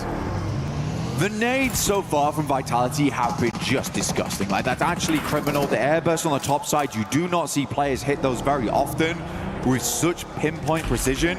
Can you imagine that Razy's providing a lot of that information back towards his team? You've got to ignore the minimap here. He's in and out in the water. He's watching from the hilltop that is sitting over towards that western side. Really, really incredible stuff. Ida did rock up as well. The rest of E-Arena playing underneath that bridge now, but wow, what a breach by Vitality. I imagine that there are going to be plenty of people putting on their swimming goggles for this final circle, Blank. A lot of remnants. The saving grace of this circle, if there is one, is the fact that the majority of the buildings in North George are still in. It's going to mean that the next circle is particularly brutal, but there is a lot of area to contain all of these players, whereas in an open zone, that might not be the case. At the moment, Etch, they pushed in from that northwest side. S2G looking to follow in behind on that northwest edge as everybody's crowded around those apartment buildings. Aura trying to get rid of Edge over on that western edge. Alpha 7 a little bit further in. Again, good opportunity here for Alpha 7 to try and solidify that position on the middle side of the tables. I think they realize they're not going to hit that top 5 today, but what they can do is ensure they don't drop into the bottom 3. Send home Tiamba, Edge, Hustler Crew, all the ones to go out now. See the Alpha 7 fans currently watching with bated breath here. This is sort of home ground, honestly. That North George drop. Alpha 7, Godlike, both have been here for a very, very long time in North George. Now the neighbors are noisy. Make sure to keep them under control. Try and find a little sense of decorum in the zone. Tiamba protecting their patch, and there we go. But it's like still so much water in this one, Blank. That whole stretch of bridge. And the south side fight between Vitality and Ida is gonna need to pop off, and that is how you want to start it. Vitality open with a knock over towards Rita, their forward position. That's gonna draw the backlines from Ida forwards because they don't have a lot of time either before this zone starts closing. Less than 30 seconds to get him back up, to get in a position to jet across that bridge, or indeed jet underneath it. Yeah, Razy's just a good spot here. That's gonna massively slow down Ida, like you say. It's a hard position to be in going forward. The Vitality, how do they want to make this cross? That I think TT Project not really in a position to hold them out on the other side of the bridge. A lot of teams likely not looking that way, trying not to expose themselves, but Vitality still have to make their way in. Where do they crash onto? Are they going to send it first? Looks like they're setting up the smoke train. I don't think they're banking on every single player making it, but right now everyone's on full HP. This is a very efficient cross from them. They made it through the first break. E-Arena are underneath the bridge, so they do not have a say on this, making it to the middle spot. This is a good hold position against Ida. I think that they're wise to not try and send it all the way across because they just don't probably have enough information to know where is open on that northern side. It's just not possible for them to have scouted it. So just sitting up here, holding that south edge, they can start to slowly go forwards on that bridge in a future instance, and Ida, they're just going to have to go into the water and try and swim it. Yeah, Ida going to send that over towards the eastern side here. Vitality probably sees this, but can't quite make the angles happen here because they are trying to avoid the shots coming through from the northern side, from the buildings, from the windows, in apartments. TonyK dropping down from E-Arena, trying to get some shots himself, providing that information back towards the rest of the team. See Hustler crew here, also Loco trying to work his way in. Final player there from TT Project did go down, 30 points as well. So TT Project in the danger zone. Dopeness tied up with Tiamba, who found 3 elims this match. Yeah, on that east side, Tiamba actually have a pretty good spot on it. Mortman and TonyK both able to get the angles. TonyK steps up onto the cliffs. He's not out of the zone just yet, but has a little bit more time to play with it. Stage 5, he's full HP, he's got some stims going as well. He can hold here for quite a while and make Ida's life really tricky. Rita goes down. Emre next up on the chopping block. There's the spray and there's the connect. E-Arena doing bits to stay up in the top 5 and take down one of their closest competitors in the run. Some incredible shots coming through from E-Arena. I mean, TonyK hitting those was nasty. There's a possibility to kind of like eke against this as well. Pull a weapon for a very short amount of time there, you can see. Just try and spam your screen and get the shot off. But you see here, S2G also are looking this way from underneath. Next circle though, where will it go? Will Vitality get thrown a bone here? Will we head out towards the bridge? Have one of the most unbelievable groups of all time over 2 days. Vitality with the double drop down. They're down into the water here. I mean, they know they're probably not getting across the bridge, so I guess it makes sense. Drawing fire from teams like S2G across the way. See if that's going to pay out for them. They may just stymie everything on the south edge. In the meantime, Godlike trying to hold as much ground as they can. Tiamba behind them. Yangon Galacticos with a little entry there as a duo in one of the puzzle pieces. And the remnants of Plenty team who has fallen before them. Now everyone trying to make their patch in North George. Aura still, decent spot. Vitality tried to use the vehicles to get good information on where these players were at before attempting to make their move forward, but there's got to be some snaking swims to the coastline. Razak's going to take a quick breather in the meantime. S2G also along the way. Lost, peeks out for a little bit too long. An overzealous nade maybe, but does get quite the distance over towards GS. Gets pretty close, but yeah, not quite the full distance. Yangon Galacticos with 2 against 3 from Godlike as we tune back into the puzzle pieces. Godlike now committing to this fight, trying to push past Yangon Galacticos, get away from Tiamba. Smile, Molotov out the door, does manage to burn them back, but doesn't quite tag too much damage. Takes a nade to his feet, but does stay alive, stays standing, can start to heal, and out the window Romeo falls. Over the balcony, and Godlike might try and follow him. Vitality taking a lot of hefty damage here coming through from GS. Unlikely that that's going to continue any further. Yangon Galacticos, defending champions, currently set to go through to the next stage. But not with glory, not straight to the finals. They'll have to play another stage here prior. Alpha 7 look to regroup. They're just going to daisy chain over towards the rest of the squad. Quiz now as well as Revo.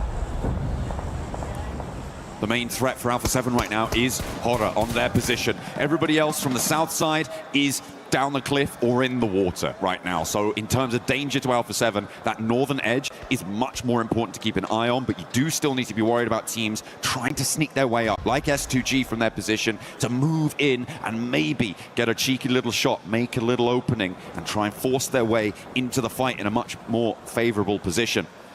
I'm surprised that the teams over on the south side in the water have survived for as long as they did. They are mightily tested right now. You can see, I mean, Mormon is right close to them. They're trying to get their weapons out here, get a shot off, maintain that pillar position, maybe find a shot, maybe find it, Tony K, maybe no. Can't quite get up high enough. As Federalis, he's on top of Mormon. He's just about getting the DPS out, but it's not happening. Just holding him under, though, trying to stop him from getting the breathe off. Making it difficult. Federalis dipping back down again, but yeah, for Vitality, E-Arena and Ida, this is a tough experience to be in. You see right now S2G trying to see if they can get themselves further up, to peek over towards where Alpha 7's currently playing, but they are having a struggle bus of it. It looks like it's still happening as well. The circle shifts out west, Blank. It keeps Alpha 7 in, but that eastern cabal of players, Godlike, Yangon Galacticos, the duo, Tiamba as well, that's all going to have to force west now. And I think it's going to get messy. For Godlike, I feel like it may be the best opportunity for them to just go as far forward as they can, as fast as possible, to try and escape the pressure that may find its way further east. But Yangon Galacticos want to try and get ahead of it too. They are just immediately sending straight on in. You may as well try and get further into this. Again, this is sort of undecided though, because you have the western apartments and the eastern apartments on this one. It is marred by this massive road that goes in between. Crossing that's going to be a bit difficult. We are on that coin toss type of a circle now as well, where teams on that northern side likely will have to move. Question is, how well can Alpha 7 hold them out? Because there's a lot of teams moving in tandem. Tiamba setting up the smokes now to try and get across towards where Godlike are currently playing as a three-man. I like this though from them. They're going to try and take the fight closer to Tiamba. Be prepared for this maneuver. Elementrix gets mollied by a teammate off in the distance as they combat with Horror and Etch in the meantime. Godlike, they push back out, as you said, Blank. Now, against 4 players from Tiamba. Tiamba needing a little bit more dynamism than we've seen from them so far in these group stages. Let's see if they've got that in the pocket. Milu with a nade on close, first to step forwards, doesn't get contested on the angle, and now has to back off, but immediately stepped out by Spower and will be able to take it down. Eagle tries to fly around the corner, but it's not working out. Godlike hold well for the first volley. Great initial knock there from S-Power into a second. Will take the knock on himself just to ensure that Godlike can go forward. It's heroic play here from S-Power to ensure that they get the 5 elims. They're one off from cresting back into the top 5. But hey, Blank, they pay the price. S-Power, sure, he was able to keep them in this one with some beautiful peaks, but the off angles there, they punished him. It meant that now Godlike has only 2 players to play with, but with 5 elims, they've still got a little chance of getting across here. A lot of teams now getting forced into unfavorable positions, and Etch have to take the top floor against the Wolves on the north side. Horror are going to have to move as well, Blank. 40 seconds to get out of their building and across a road and into no man's land. Revo taking a knock here is kind of bad news for Alpha 7, because this is exactly the time that they want to be on a swivel right now. They want to be that moving turret as teams attempt to make their crossings. How many smokes do these players have remaining? Edge as well as Wolves know they need to get rid of one another first before they make that cross. As S2G slowly shimmer their way down the coast. Playing on those cliff sides. There's still players swimming out in the water, but they are going to be so close now to the teams on the coastline. Etch trying to drop down into the Wolves, but they are ready for them. Teeth are bared and snapping at the heels as Etch try and make their way on through. With only 2 players, though, it's being made difficult. Another bounce on the nade there for Elementrix, just causing them to worry. And on the north side, Horror still yet to leave their building. Another knock sent their way. A self-nade from Sleepy. And they are going to get flushed away. Grizel from Alpha 7. NASA from Edge. Everybody stepping into the fight, back into the blue. And they fall down. But Wolves, similarly, will take that tumble too. Vitality out as was still in actually with E-Arena on the backside. They just lost one more player. The final one up is on very low HP, can no longer afford to go under. Guizhou now back up, and remember Revo was knocked, but they get him back up on his feet. These are very, very important points for Alpha 7 going forward. Aura somehow still alive here up against Edge on that northern edge, but for how long, I don't know. No Fear will get the shots off with the S12K. Get themselves further into this game. 21 players remain and 9 teams still up. Everyone has been cut down to size. The Swimmers have made it to landfall there, and S2G have to fall back to try and deal with it.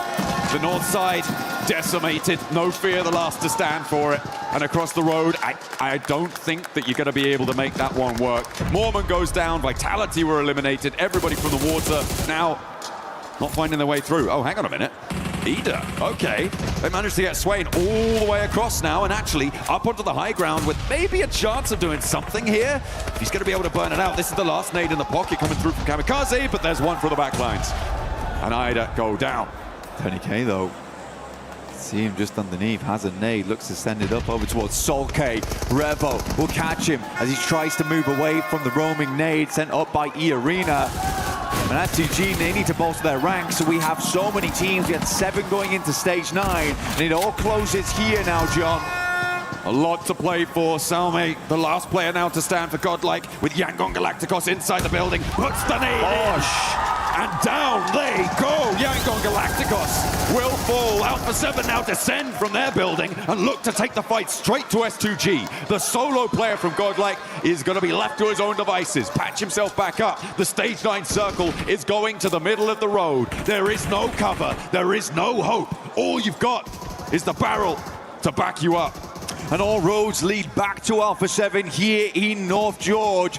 It is their bread and butter. Can they clean things out now, solidify their position in the rankings before we head into the last 2 Miramars? MG3 in the hands of one, moved underneath. Nade goes long, Revo on the sidelines. Carrillo starts to move up, looks over towards Salme, who's making a heroic attempt for the Godlike team. 1v4 would be necessary, but he's in the blue zone and he's going down, and there is nothing he can do about it. Alpha 7 though, find the chicken dinner. They find what they were looking for. They move in with a pretty hefty scoreline too. And the drums, the horns, lights up the arena. Really, really good stuff here coming through from Alpha 7. Happy to see it from this squad. Back to basics here in North George. Get themselves a chicken dinner. It's very unlikely now they drop down towards the bottom 3. They're in a set position going forward. And Revo giving the thumbs up. Honestly, good stuff from them. Absolutely beautiful to see. They may be in with an outside chance of top 5, but I think Godlike were able to do enough to get into the top 5 there. And it is such a quick moving goalpost to try and score in towards the top 5 that I don't know if they're going to be able to do it. A heroic effort for Ida to be able to make it in that late in the game, Blank, as well. For E-Arena, that was late in the game from that south side. A diabolical circle for them to try and navigate. Yeah, for everyone. I mean, so far Group B has been really cruel. From the southern playing paths to the circles we've been given, I don't think really anyone has been given an easy EWC here for any squad at PMWC. But for Alpha 7, great game. Really, really good game. Revo was on point this map. In a big, big way. I think he was finding a lot of shots here and there. Yes, he got knocked, but as soon as he got back up on his feet, he was identifying those angles where the threats would be coming from. It's exactly what you need to be able to do there. To keep your wits about you in that North George position. They were the turrets on the swivel in their buildings, keeping control of the ground around them. Really, really nice stuff. No one really could contest them there. It was pretty unfortunate. On that north side of the road, it just was not possible to make it across. So for Horror to be able to be the last ones alive in that scenario, that was a good result for them, and you talked about their consistency. Yeah, well, for Horror still, again, they move all the way from Yaz all the way over towards North George. They managed to play a really tough circle. As soon as that pulls away from those apartments on that northern side, yet you are pretty much out. There's not much you can do about it. Alpha 7 pick a spot that was center dot for a long time, ends up being the best position to play from. Not to say it's always easy to find every single pickoff you need, because you're assaulted on all sides there. You need to be very cerebral in your approach. But yeah, Bora, super consistent. I have no doubt they're going to do very well into the finals. I don't either. I think that I'm looking forward to it. And there were some really interesting CQC moments in that game as well, Blank, with, I think, a notable example being that S-Power push out from Godlike to move back out of the zone to take the fight to Tiamba. I think you were calling it at the time, you said you liked it. It did end up going well for them. Yeah. It was just unfortunate that there were so many off angles. I think for S-Power there, it's a really good call from him, where he understands that this is a difficult circle, a circle they are unlikely to win on. So in that moment, he's like, boys, I am just going to push out here. I'm going to play the off angle that they'll never expect. And Tiamba absolutely did not. And for that, S-Power was able to pick himself up a couple of knocks there, which ensured they won that engagement and allowed Salme then to get very far into the game. So although he goes down, there's a very tactical approach from him, because he understands, right? This is not a case of, oh man, he got unlucky, or oh man, S-Power didn't know that angle was there. He absolutely did. Like, that's why I called it heroic. It was very big self-sacrifice from him. Excellent stuff to close down that game. Our final Erangel is done. We're going to head down to the stage with Kalaris to catch up with what the players are thinking. All right, thank you. There's a lot of energy in the arena right now, and thank you very much, Alpha 7, for just calming down just a second. We've got some interviews. We've got Dark in here from EDA to talk about their back-to-back wins so far, and that is actually my question about it. Back-to-back wins, Darkin looking amazing in the clutch versus E-Arena. After what happened yesterday regarding their results, did they think that they were going to be able to perform this well, and was there any changes from day to day? Arka arkaya 2 tane win aldınız. Bunun için öncelikle tebrik ediyoruz. E-Arena'ya karşı çok büyük bir clutch kazandın. Dünkü sonuçlardan sonra bugün değiştirdiğiniz herhangi bir şey var mıydı? Hayır, hiçbir şekilde değişiklik yapmadık. Stratejimiz hiçbir şekilde değişmedi. Sadece mikro hataları daha aza indirdik. O kadar. Teşekkürler. Actually, we didn't change anything. We always play our own game. We just adapted to our small mistakes that we did. All right, and I guess finally, are you going to be able to continue this on, get top 5? It's looking really good for EDA right now. What are your thoughts regarding that? Ya şu an EDA için çok iyi görünüyor. Top 5 içindesiniz. Bu şekilde devam edecek mi sizce? Top 5 olarak kapatabilecek misiniz? Umarım öyle olur. Büyük konuşmak yanlış olur şimdi. Teşekkürler. I don't want to talk big, but yeah, I hope so. All right, well, thank you very much, Darkin, here for joining us. I do also have Revo after that victory. Come on, guys, give us a little bit. I had to. How are you feeling right now, Revo? Well, we are feeling good. I think like we did a bad day, but I know it happens. Like we are trying to do step by step, brick by brick. So we are doing like trying to recover ourselves, and we're gonna try to do our best in these last 2 matches. Crazy circle there over on Georgia Pole, of course. How are you guys feeling about it? Obviously, in an urban ending like that, it gets very difficult, but then the circle centers on the bridge for some of that. Was that causing you guys some concerns internally? What were you thinking? I think like gave us much confidence, and like God said to us, okay, I will give that save and win that match to like stay alive. So now we're gonna do our best to win the last 2 matches. All right, thank you very much. Actually, no. Do you have anything to say to your fans, Revo? Amo todo mundo, hein? Tamo junto. All right, give it up. We're headed on back. That's Alpha 7.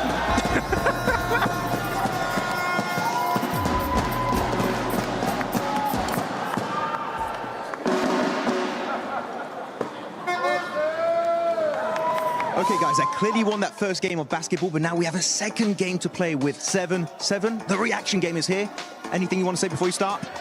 I'm gonna vitality him. I haven't even played yet, but okay, I guess go for it. Okay, I'm checking it out. Drop a Federalis right now. Okay, 5 seconds, get ready. It's coming up. What? Why am I like this? I do animation. Come on. Oh, you're terrible. Oh, you got one. Okay, one. Hey, don't throw that at me. Focus on your game. Oh, no. Okay, Lace. Come on, another one. Oh, they're playing with you. They're playing with your mind. Come on, I'm going to disrupt you. Come on. Hey, there you go. Come on, 2 more. Yeah, I mean, this one's easy. That doesn't count.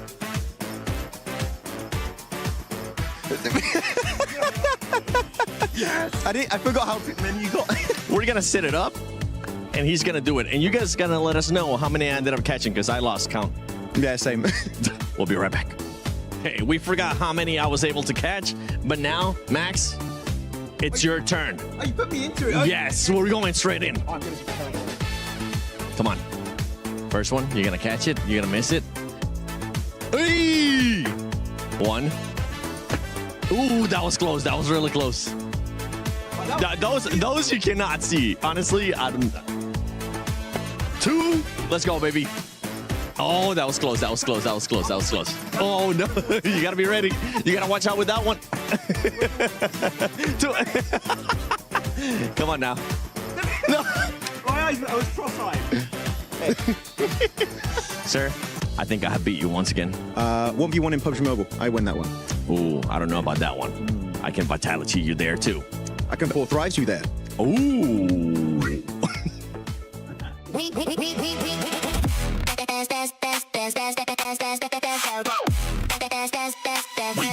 ESPORTS World Cup.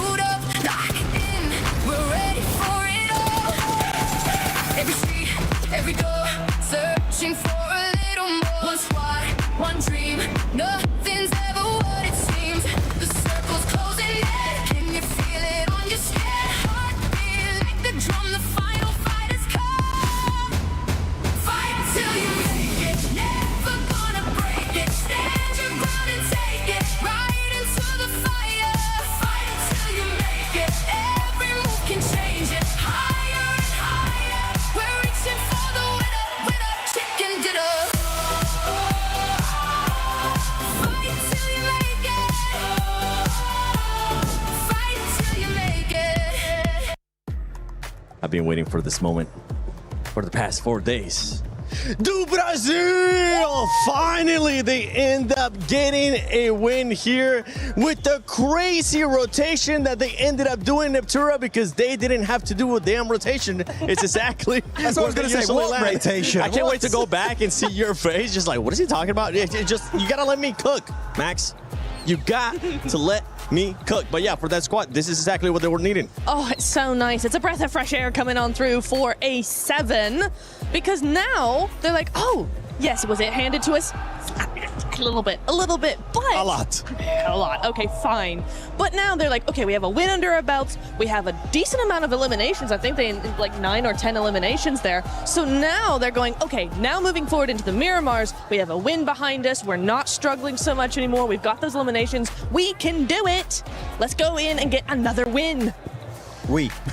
There you go, 18 points on the board. Of course, as you said, right, they're going to be dropping there. That is their main drop location. Actually, the reason why they won PMGC last year was because they got loft circles around the northern side of George Pole. They know how to play it. They know that place like the back of their hand. But Godlike, 14 points right now.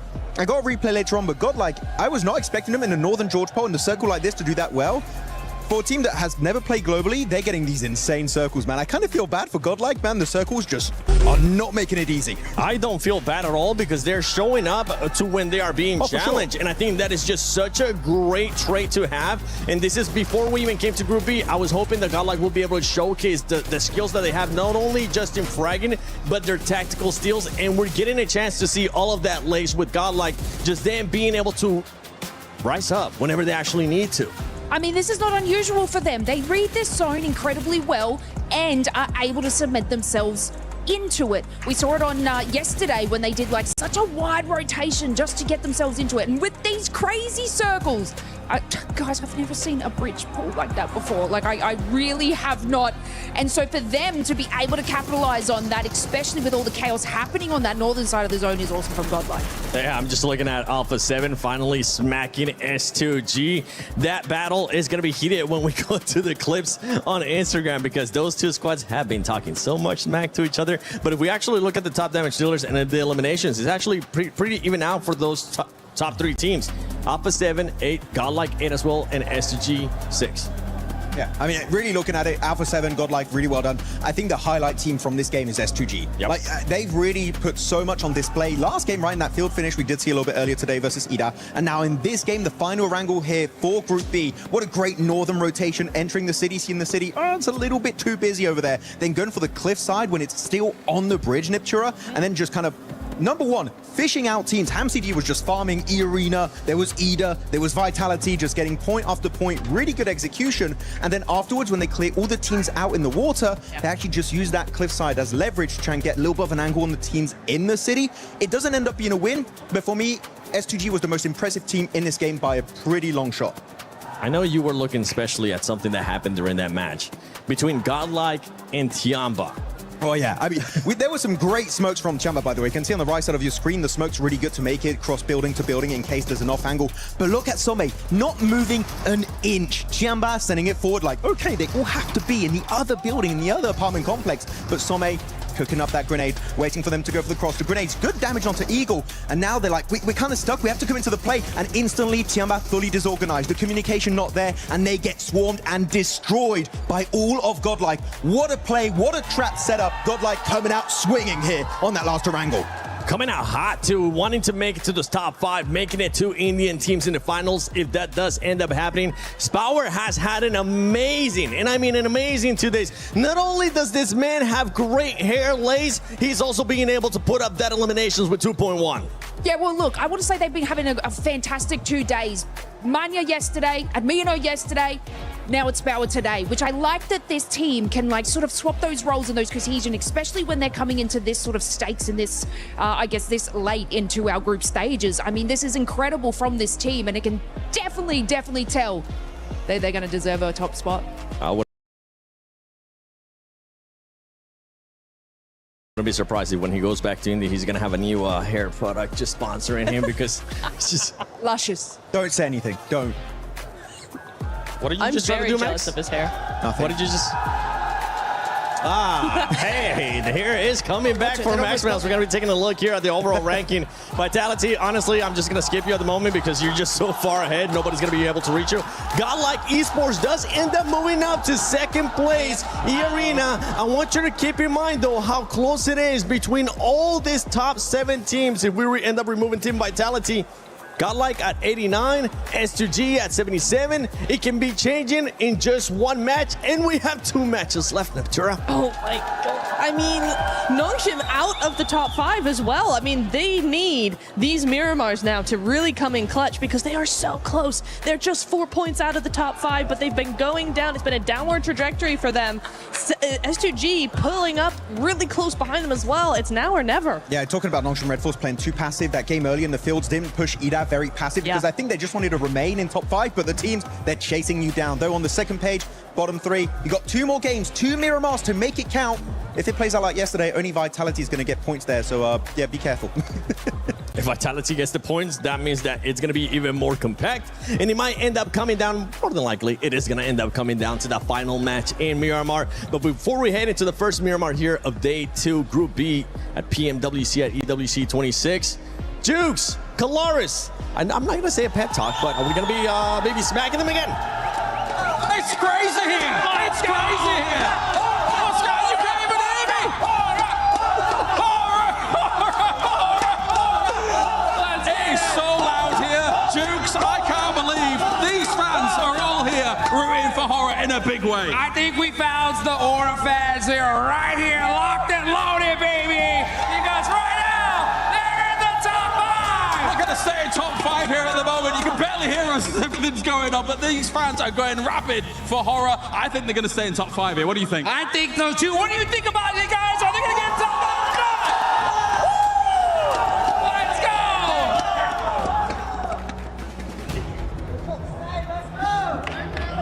Oh my goodness me, how excited are those players? The fans, well, hopefully the players too, but the fans are going to inject that power into our players, hopefully, to be able to take to the last 2 maps on the menu for Group B. 2 rounds of Miramar left for our teams to make their bid for the top spots to try and escape that death zone at the bottom of the tables. We do have to send home 3 teams today. We don't have any choice in the matter. It's just the way the cookie crumbles. See exactly who those teams are as we head through to match 6 at the end of this. But first of all, we're going to get through match number 5. 2 Miramars coming up. Alpha 7, known for these in the past. Revo's convinced they're winning both. I'm not as convinced, but I would be very happy to see it. Another massively southern playing path. Wow.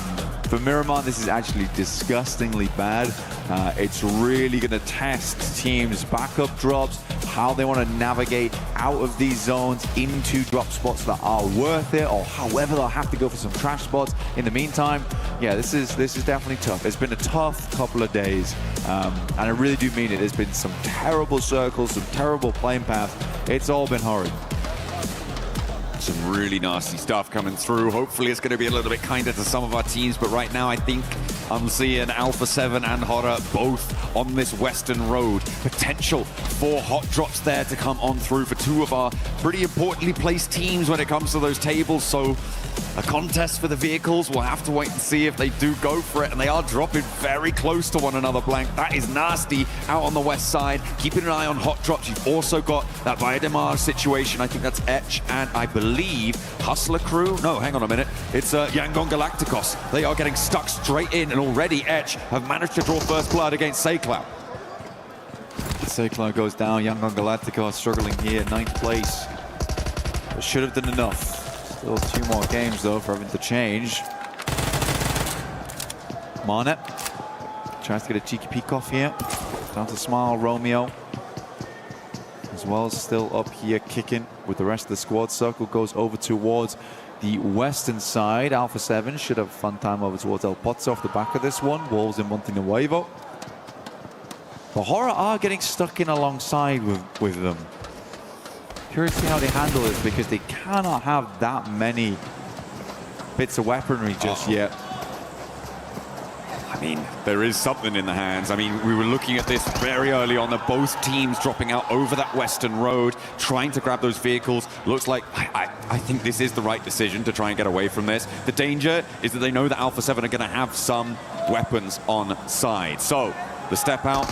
Are you going to be able to connect it? No, no fear. Able to get the backup angle from Horror.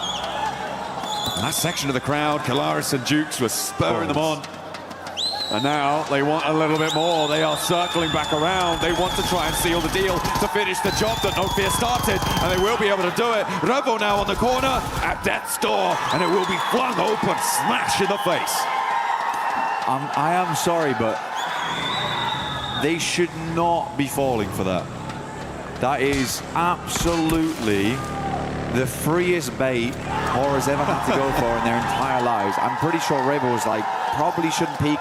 They'll have another angle. But again, it got the better of them. They should not have peeked that as a 2-man. They didn't have the angles. There's full broadside over on that wall. If another player has already set up early, which Horror had done, you have to expect these teams will be going for these plays at such a level of PUBG Mobile here. Yeah, it's a strange one from Alpha 7. I was actually about to be really, really kind and say, wow, really love the patience from Noof as well as Revo there. They decide not to peek because they know that Horror's got an off angle available. Then all of a sudden, it all went wrong. Yeah, it's not too good. But the good news is that they're going to win the game, right? Right, Revo? Right?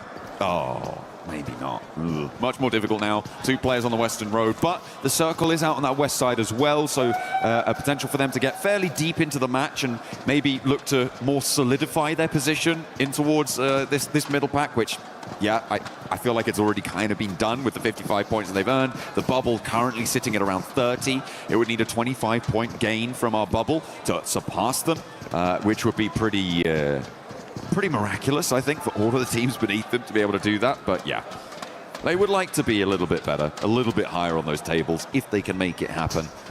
But now they are just too far from 5th. We are going to be trimming the herd of teams looking to make it in. S2G and Nongshim Red Force just behind that bar.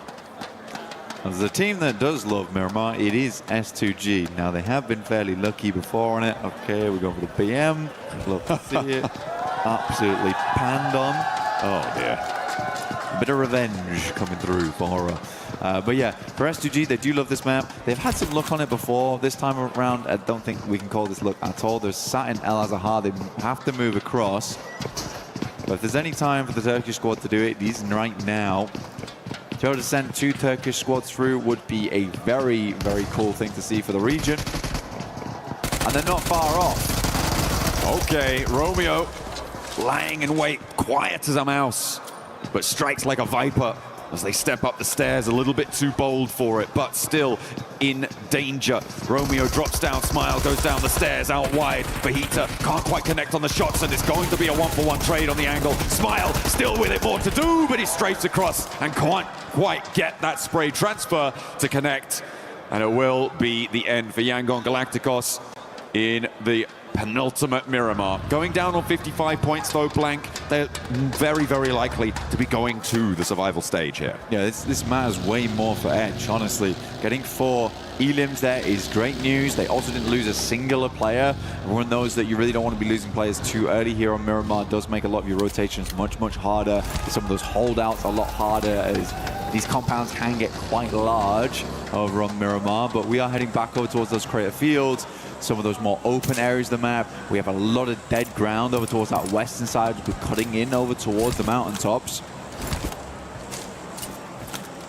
Vitality with a little bit of a road ahead of them, but they spent some time to take down the truck. They will be profiting from the loot inside. A really nice pickup for them. Obviously, the addition of those, a massive early game speed up on your looting phase. You do want to be getting on the road nice and quickly. Godlike, they're a little bit closer to the circle, the west point of Los Leones right now. Going for the ghost roll down the hill as he turns the engine on and finally hits the gas. Sends them forwards, careening towards the northern area, just north of Chumacera, to get on into this next circle. The center of it around Monte Nuevo is starting to get quite packed in now. Yeah, the crossroads are going to be a pretty big feature in the future. I mean, E-Arena's already trying to set up early over towards that high ground, but Emre has set up there early on. Might have to dip and head towards the rest of the team at some point, though, because E-Arena might just flow through. For the time being, though, it's not a massively priority position, so Emre might just get the chance to sit up here for quite a while, play Lighthouse, and scout out these teams coming through on a full 360. Chumacera is probably the most awkward area of the map right now, and a lot of teams are coming through from there because we had that southern playing path at the start of this match on Miramar. So you have those foothills you're having to navigate through into Monte Nuevo. So we have 1, 2, 3 around Cruz de Valle. That's Nongshim, Edge, as well as TT Project. And then as we head further over towards Monte Nuevo on that south side, we've got GS, we have Hustler Crew, we've got Godlike, we've got half of Wolves, we've got Dopeness too. So this is a very, very packed area of the map for a lot of teams. And even Vitality's coming through from Los Leones now to cover that area. Ooh, Etch lost a player there. We were talking about how important it was that they were able to get the 4 elims to try and jump up out of the bottom 3. But they tried to move someone scouting that northwest edge, and TT Project were able to clip that and send one to the point bank. And they are in direct contest for those spots as well. It's not where you want to be seeing your points going. If you have to go down, you'd prefer it not to be a team in contest for one of those qualification spots to the survival stage. Next circle displaying itself with a hard south shift. That area that you were talking about being so jam-packed now sits right in the middle of the whole circle. Yeah, around Ladriera as well. So pretty awkward. There's a bit of high ground over towards the east and the western side. But Ladriera is kind of this dead valley, right? It's not central either. So going for some of those compounds that sit underneath the ridge side, not ideal at this stage of the game, but some teams might be forced into them just as stop-off points. Pretty much just hostels for them to work off the back of before they make their hike towards the center of the circle. but a hard one, definitely a very hard one, because we still have those foothills down towards the south side too. Vitality is just making their way over towards them now. Godlike playing around some of the compounds in Minas Tirith. Oh no, Kamikaze calling for support there. Someone help me. Someone turn me back over, and there he goes, Hamzy, with the assistance, and Kamikaze able to get back on the road again for another journey forwards into an area close to the center of the circle, moving in from the east side. Godlike were able to get one of the high ground areas around Chumacera, but Vitality are now looking to try and share that from across the way. So our top two teams, in fact, right now, Blank, could potentially come into conflict over this area. Yeah, we say top two teams. I mean, Godlike's done fantastic over the last 2 days. They really, really have. But right now, Vitality is just incomparable to any squad. I mean, 142 points. I think they are closing in on the century in terms of elims over 2 days, by the way, just to make that very clear, which is wild. Very, very wild. Wolves going against Ida. Emre did pull it off from that high ground on that north side. Arenas flowing through some very, very open ground, but still not a position that a lot of players want to be in. We're heading over towards gas stations right now, but that roadside, get a little further in towards the high ground, quite like Godlike's position down towards Chumacera. They're trying to center up on some of these lovely bits that they can get. Some great sightlines looking down towards teams, but is it likely to end up in Chumacera proper? I don't know at this stage of the game. It's very, very hard to tell. Vitality trying to move on through, and they're taking the fight to Speed, who lobs a nade down in, but doesn't really connect on much. Razak is going to be forced away from the stair push by a Molotov to slow things down, allow Etch to marshal their response, to get into position to respond to this Vitality aggression. Trying to peek out the window, Speed has the confidence of his teammate up the hill to cover off this angle, allowing him to play on the windowsill. Tries to find the lineup down the alley, down the hallway there, but it's not going to connect, and instead it's turned around on him, and now Etch have to get off that high ground too. It's just disgustingly fast. I mean, Federales is so quick on the uptake. The reaction speeds on this guy is insane. I mean, shown even yesterday with the inhuman flicks we were watching, kind of popularized from PEL region as well. So again, very, very cool stuff coming through from Federales. But overall, these guys are changing the game. They are changing the game. It is hard that you cannot be playing sloppy versus them, because they will punish every single mistake that you do make. Godlike again, slow roll. Love to see it. These guys are cheeky. They are very, very cheeky. S-Power getting a lot of information in through this. Get some scouting done. Feathering the clutch. Trying to look as stylish as possible. Spend the minimum amount of effort to get the maximum reward. There's plenty of rewards available in-game right now. Blank, of course, with our Naruto partnership. You can check that out in the game. Make sure that you're jumping in whilst it's still all available during the event, and draw for the Naruto character set for the Fury AUG. It's looking pretty. It's got a lot of firepower. Yeah, the Ninetales Fury AUG looks awesome. It really does. So is the Sage skin for Naruto. Oh yeah. Want to pick that one up? Uh-oh. Vitality do lose Razak. Federales underneath. Might need to start dropping some more smokes, but they're up against Godlike now. Didn't really let up too much. Godlike want to push on towards Federales though. Difficult player to go up against, but instantaneous response coming through from Axel. Razak was re-knocked instantly. Now Vitality. Salme will find Federales there. Ooh. Axel on a bare slim amount of HP. Razy just trusting in him. Oh, what a close down there. The third party for the off angle for Godlike, and they are ending their first of 2 Miramars here on 90 points. It is not ideal, but they are still in second place for the time being. And the fact that the points go to Vitality, you're kind of okay with that, right? You just don't want them to go to anyone else. Vitality is just this bottomless pit of points that you can throw things away into and forget about them. They have, I believe, as you've just pointed out to me, crossed the century on Eland alone. 101, taking the rest of the lobby to school.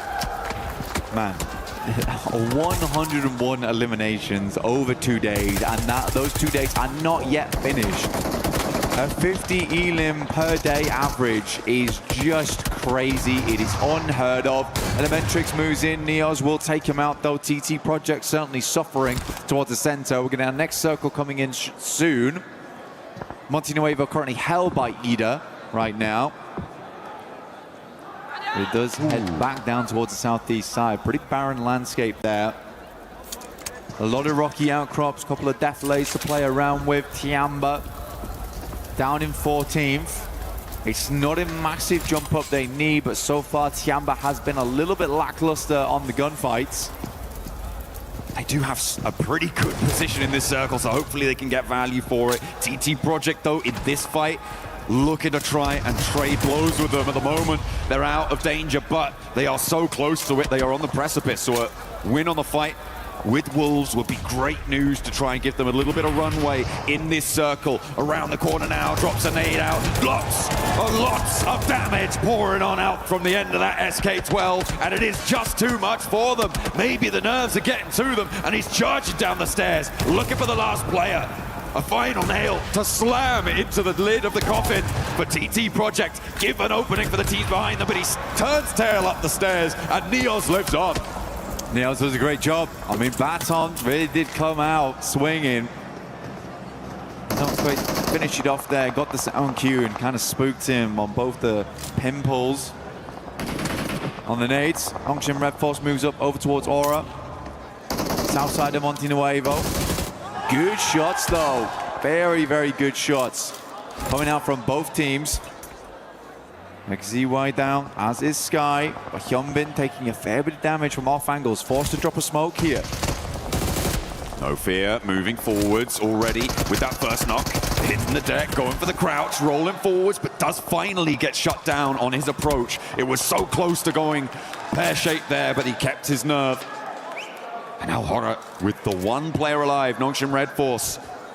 Looking to keep themselves under control. Tizzy wants the reses, but Sleepy's out in the blue zone. A fair distance away from this fight. No real chance to get these confirms, to get these flushes, and most likely to get his teammates back. Not to mention, Nongshin Red Force know exactly where this guy is.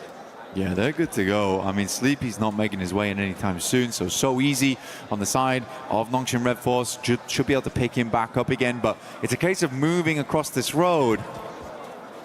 And in the meanwhile, Alpha 7 creeping up behind them. This is an aggressive play coming through from them. Carrillo leading that charge on side.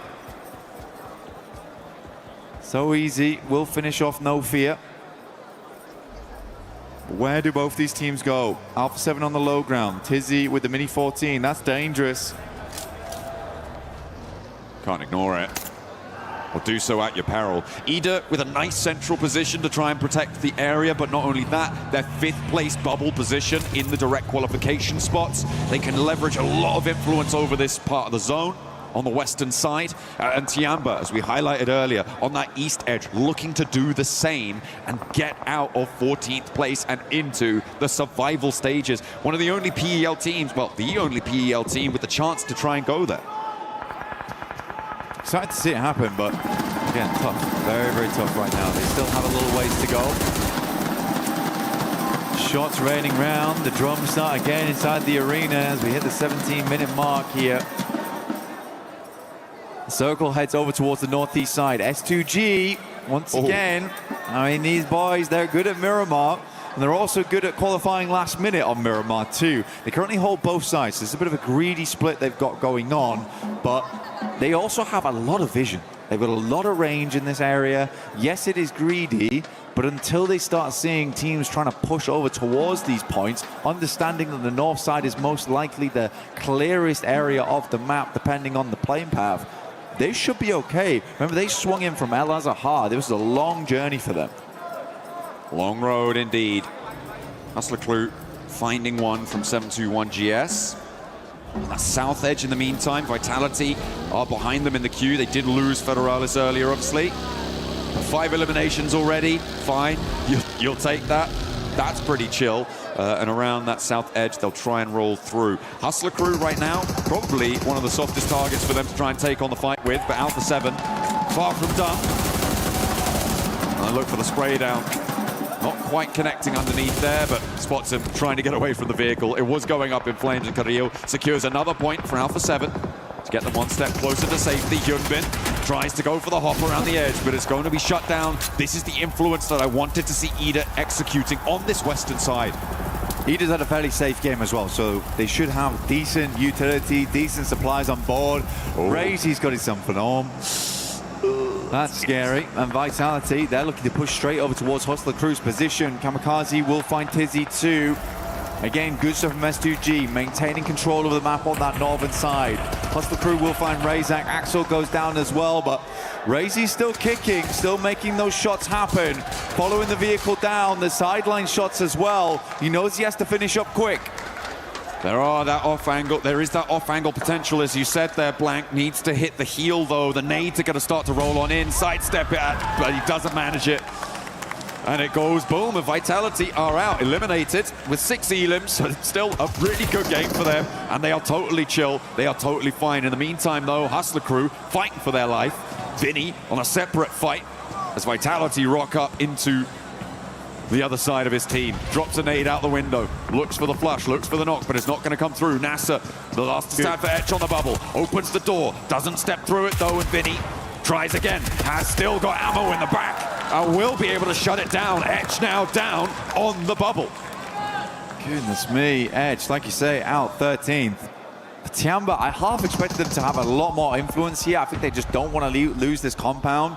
They like how they're playing off the back of it. Didn't want to even try and send a 2-2 split down there. They know they could probably deal with these teams as they come in later. Dopeness did make their way up from that south side. Vinny could not help with Vitality. He was having his own small battle on the other side of the map.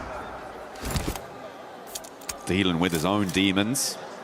And now Vinny has the whole of Tiamba look at his way, as well as Dopeness out on the western side, but he's into the vehicle, trying to make his way through, and it's not going to go well. Milu picks that one up. Tiamba able to eliminate another team, but they have to leave their compound now. They can't commit to staying there any longer. The zone goes to the center. I'm very curious to see how S2G plays this now, because they have 2 spots they can work with. They got the gas station on the northern side of the road. That's likely to come out a little bit sooner. But both areas quite difficult to play from, actually, on this. I think they might wrap back down. Yeah. Okay. I think this is good from Tiamba. I like that rollout. It's what I was thinking they needed to try to do to progress. And the fact that S2G didn't have a full hold on it, they read that nicely, and they do regroup, as you said. Yeah, they're going to play the roadside. I think I was trying to consider which one you wanted to go on towards, because playing across the road is hard. So they do get an anchor center. This is really nice for S2G, actually. Kamikaze just has to live here. I think he has a fairly safe spot to do it, and I think that's a shack towards the center of the circle, so they can play off the back of this ridge side, but they need to support their anchor here in Kamikaze. That's where most of the gunfire needs to be going towards. They know that Tiamba's on their east, so they can keep an eye on that the entire time. But for Tiamba, this is an all-important game. Same goes for S2G, though, trying to get towards the finals. Lufa does manage to get across somehow. The volley of fire not quite potent enough from Ida to take them down. The smokes are dropping as well, and they can get on the road. Hopping in, not going to go for the hill, not going to commit the time to it. Alpha 7 in the meantime, you do still need to step forward too. Getting suppressed by Ida all the while, and again, Dopeness somehow managed to slither around the sight lines that Ida are laying down. Yeah, but they're slithering straight back into the blue here. This is not ideal. Southern Edge now, GS in front of them, vehicles burning. Peril in play, will shred them as they try and come down the hill, and they're fully silhouetted again against the hillside.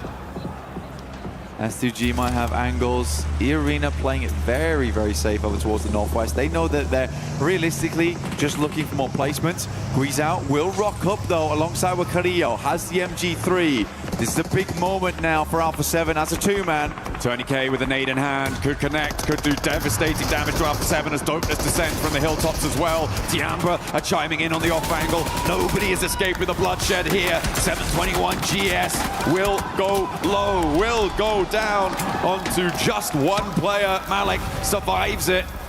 In the meantime, Alpha 7 were able to get a slice of that warehouse on the northwestern side.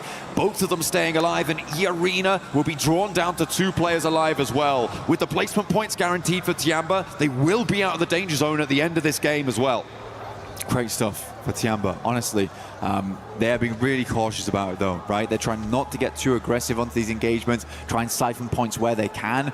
Sadly, it's not been a lot of points at all that they've been able to siphon off. Tiamba only with the 2 eliminations on this game, despite being involved in quite a lot of engagement so far. E-Arena had a tough time. By the time that Alpha 7 moved up, they needed to start laying down smokes on Joker as well as Schweppes' side to enable them to cross to help Turn EK deal with Alpha 7. That initial nade had to be strong. Now for S2G, that anchor looks mighty good towards the center here in Kamikaze. He's kept things silent, and S2G, again, they play a very, very good Miramar here. It's their chance to jump up in towards the top 5. The annoying thing for them is, though, Blank, E-Arena and Ida are both still alive. Ida with all 4, E-Arena on 2. They're hoping that Alpha 7 are going to win this fight on this northwestern side. Maybe not so directly, but I think it would be in their best interest if it did happen that way. Alpha 7 with their back to the zone, guarding out E-Arena as they launch a nade forwards to slow them down. Good initial nade. Chips away at the damage. Schweppes has one of his own, sends it out, only a little bit of damage. He's going to commit to the second one. Joker doesn't take any damage from that whatsoever. Guizhou gets backed off. Molotovs go through, stopping Carrillo from peeking too far out here, or in fact retreating back. So now in a 1v1, good shots from Joker. Guizhou, all up to him, will go down. Sadly in 6th place, but still a good attempt from Alpha 7 on the 2 men they had.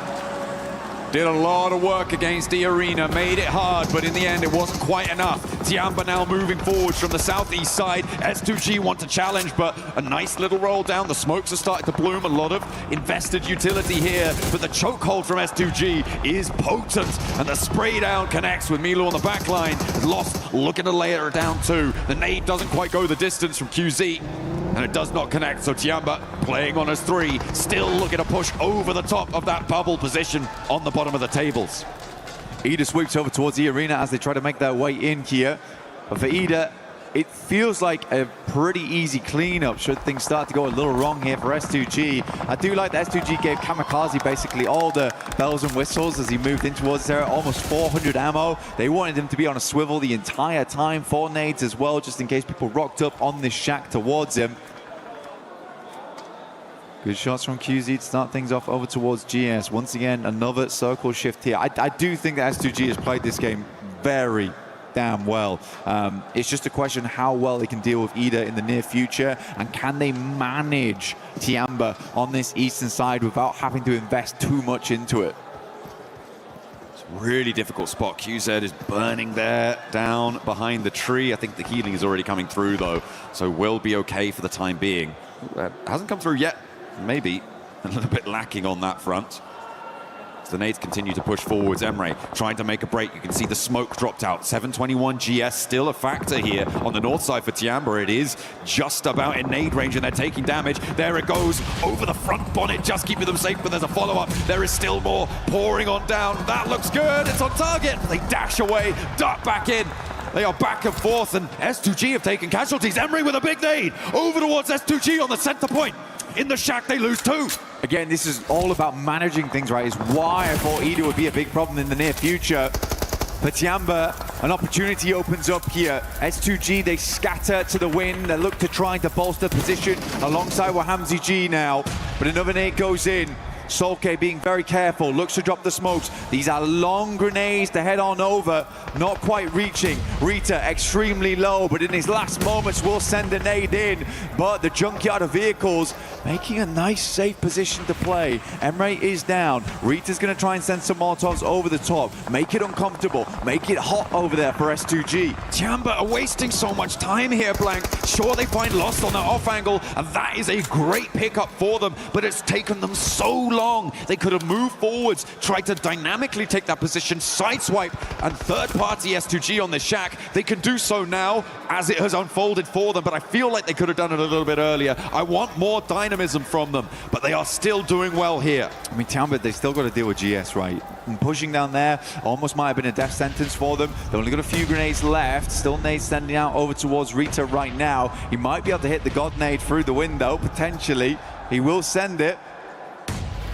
Lands on top. But yeah, GS is a big problem. I don't think Tiamba had a lot of nades, though. They didn't even have a lot of ammo either. They've been playing this game quiet. But the amount of sidesteps they've done on these nades has been quite miraculous. We've seen some acrobatics coming through from Tiamba so far. Rita moves up. Nade should do the trick, though. Takes him down. Another team scratched off the card. S2G with a chance to jump up into top 5 off of this game as well. Blank with a chicken dinner. QZ spotted, and 721 GS are making themselves such a nuisance on the flank. Eagle finally able to do one, find the other as well. Potential for the res, but there's not a lot of time. The zone is already closing. I don't think you can commit to this one. It may just be a raw 2v2, and you know where both of them are. They're both inside. How do you navigate this? Eagle sending in. Moving up towards the tree side here. S2G getting ready for the double peek off the back of it. Nade over the top now, coming through from Aking. He moves up. That might do the trick. Bounces into the window. It's a lovely burst on it. Hamzy G last left alive. This nade has to be immaculate coming through from S2G. A chance. Aking on the back of the tree. Gets pushed out wide. And there's the pick. Hamzy now in a 1 versus 1 for S2G to jump up to the top 5. A direct qualification spot is up for grabs. Tiamba looking to solidify themselves into the survival stage. It is a high-stakes 1v1, Blank. Eagle playing off a tiny little bit of a ridge side here. Gets a little bit of open ground. He's going for the res, baiting Eagle in. Hamzy G has a tiny angle to work with. He's looking for the flush, looking for the finish. Eagle moves up to the plate with a DPS. The blue pushes Hamzy G now, John. He has to leave, he has to step out wide, but he can't do it. S2G fall at the final hurdle, and Tiamba take them to the cleaners. Tiamba, a much-needed win right in the last moments here of Group E. Fantastic stuff for them. A tough win, barely anything to work with. I think you were on the money, though. There were some moments where Tiamba was a little bit slow, but you could understand their hesitation. Throughout the entirety of these 2 days, they have been on the back foot, but it must feel very, very good right now to finally get a win underneath their belt. For S2G, though, we expected this, right? We called it early on. S2G is a team that does well on these type of maps, but missing out on those points from the eliminations and the extra 4 for the chicken dinner, that might hurt them from getting into top 5 because it's very flexible between the top 7 at the moment. Yeah, it was very, very close towards the top side of the tables. There were teams that had gone down earlier that ended up on 90 points. I think at some point S2G were 11 points behind a little bit earlier on with the elims that they've earned. They are going to be right in and amongst it, Blank. It is going to be a crucial final map moving forwards. Tiamba, I think with that match though, have accelerated themselves far enough away from that bubble to not be worried moving into this final Miramar. Yeah, will require some miracles to change things up, but for Tiamba, that is a much needed win at the very best time for it to happen. So again, I think there's probably people around the world that are very pleased with that result. Fans of Tiamba, super relieved maybe, more than happy. But yeah, for S2G, missing out on the chicken dinner there is tough. It's definitely tough. I think that was a good opportunity. But they played that game well. I think they played that game very, very well. There was a lot to manage there. EDA is a tough team to go up against. We know that this squad is a never say never type of deal. So yeah, I think for EDA, this is a tough team for S2G to come across in those final moments. Absolutely. I mean, there is a lot of power to be scared of in this lobby. Godlike, one of those teams in that bubble fight right now. They are towards the lower end of it on that 90-point tiebreaker. And I think that tiebreakers are important to mention as well, Blank, because S2G didn't get that chicken dinner. That could be a crucial factor for them if they end up drawing with a team that has more wins under their belt than they do. They don't win it on that tiebreaker. That first tiebreaker being the chicken dinner count could really be important for them. Well, they've got one more Miramar, so again, they could maybe get it done there. I think for S2G, they've proven that they are a good team on the desert. They got their desert boots on most of the time as well. So we'll see what S2G can get done. I think a lot of people will be quite happy to see S2G in the top side, but it's so nice to see it really, really open up. Flexibility in the top 7, so cool, even coming into the final match today. But we'll be back very shortly for the big conclusion here of Group B.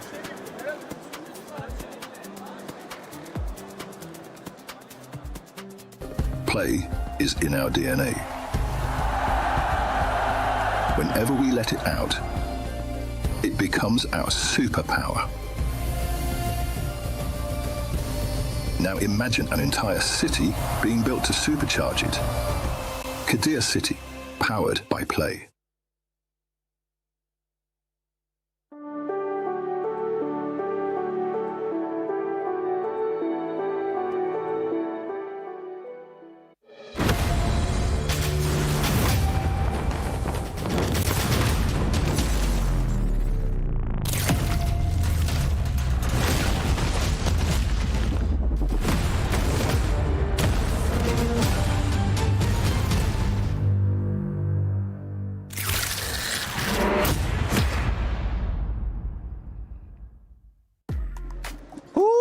What a performance. Tiamba coming out on top in the last game. It's going to be helping them stay out of those bottom 3. But for everybody currently watching at home, don't forget that the fan experience is now open from August 11th through the 16th. You can join it. There's some giveaways, there's some challenges, and you can check out also the awesome collabs that we've been seeing around. Naruto, Spider-Man, like the brain rot. Still a brain rot?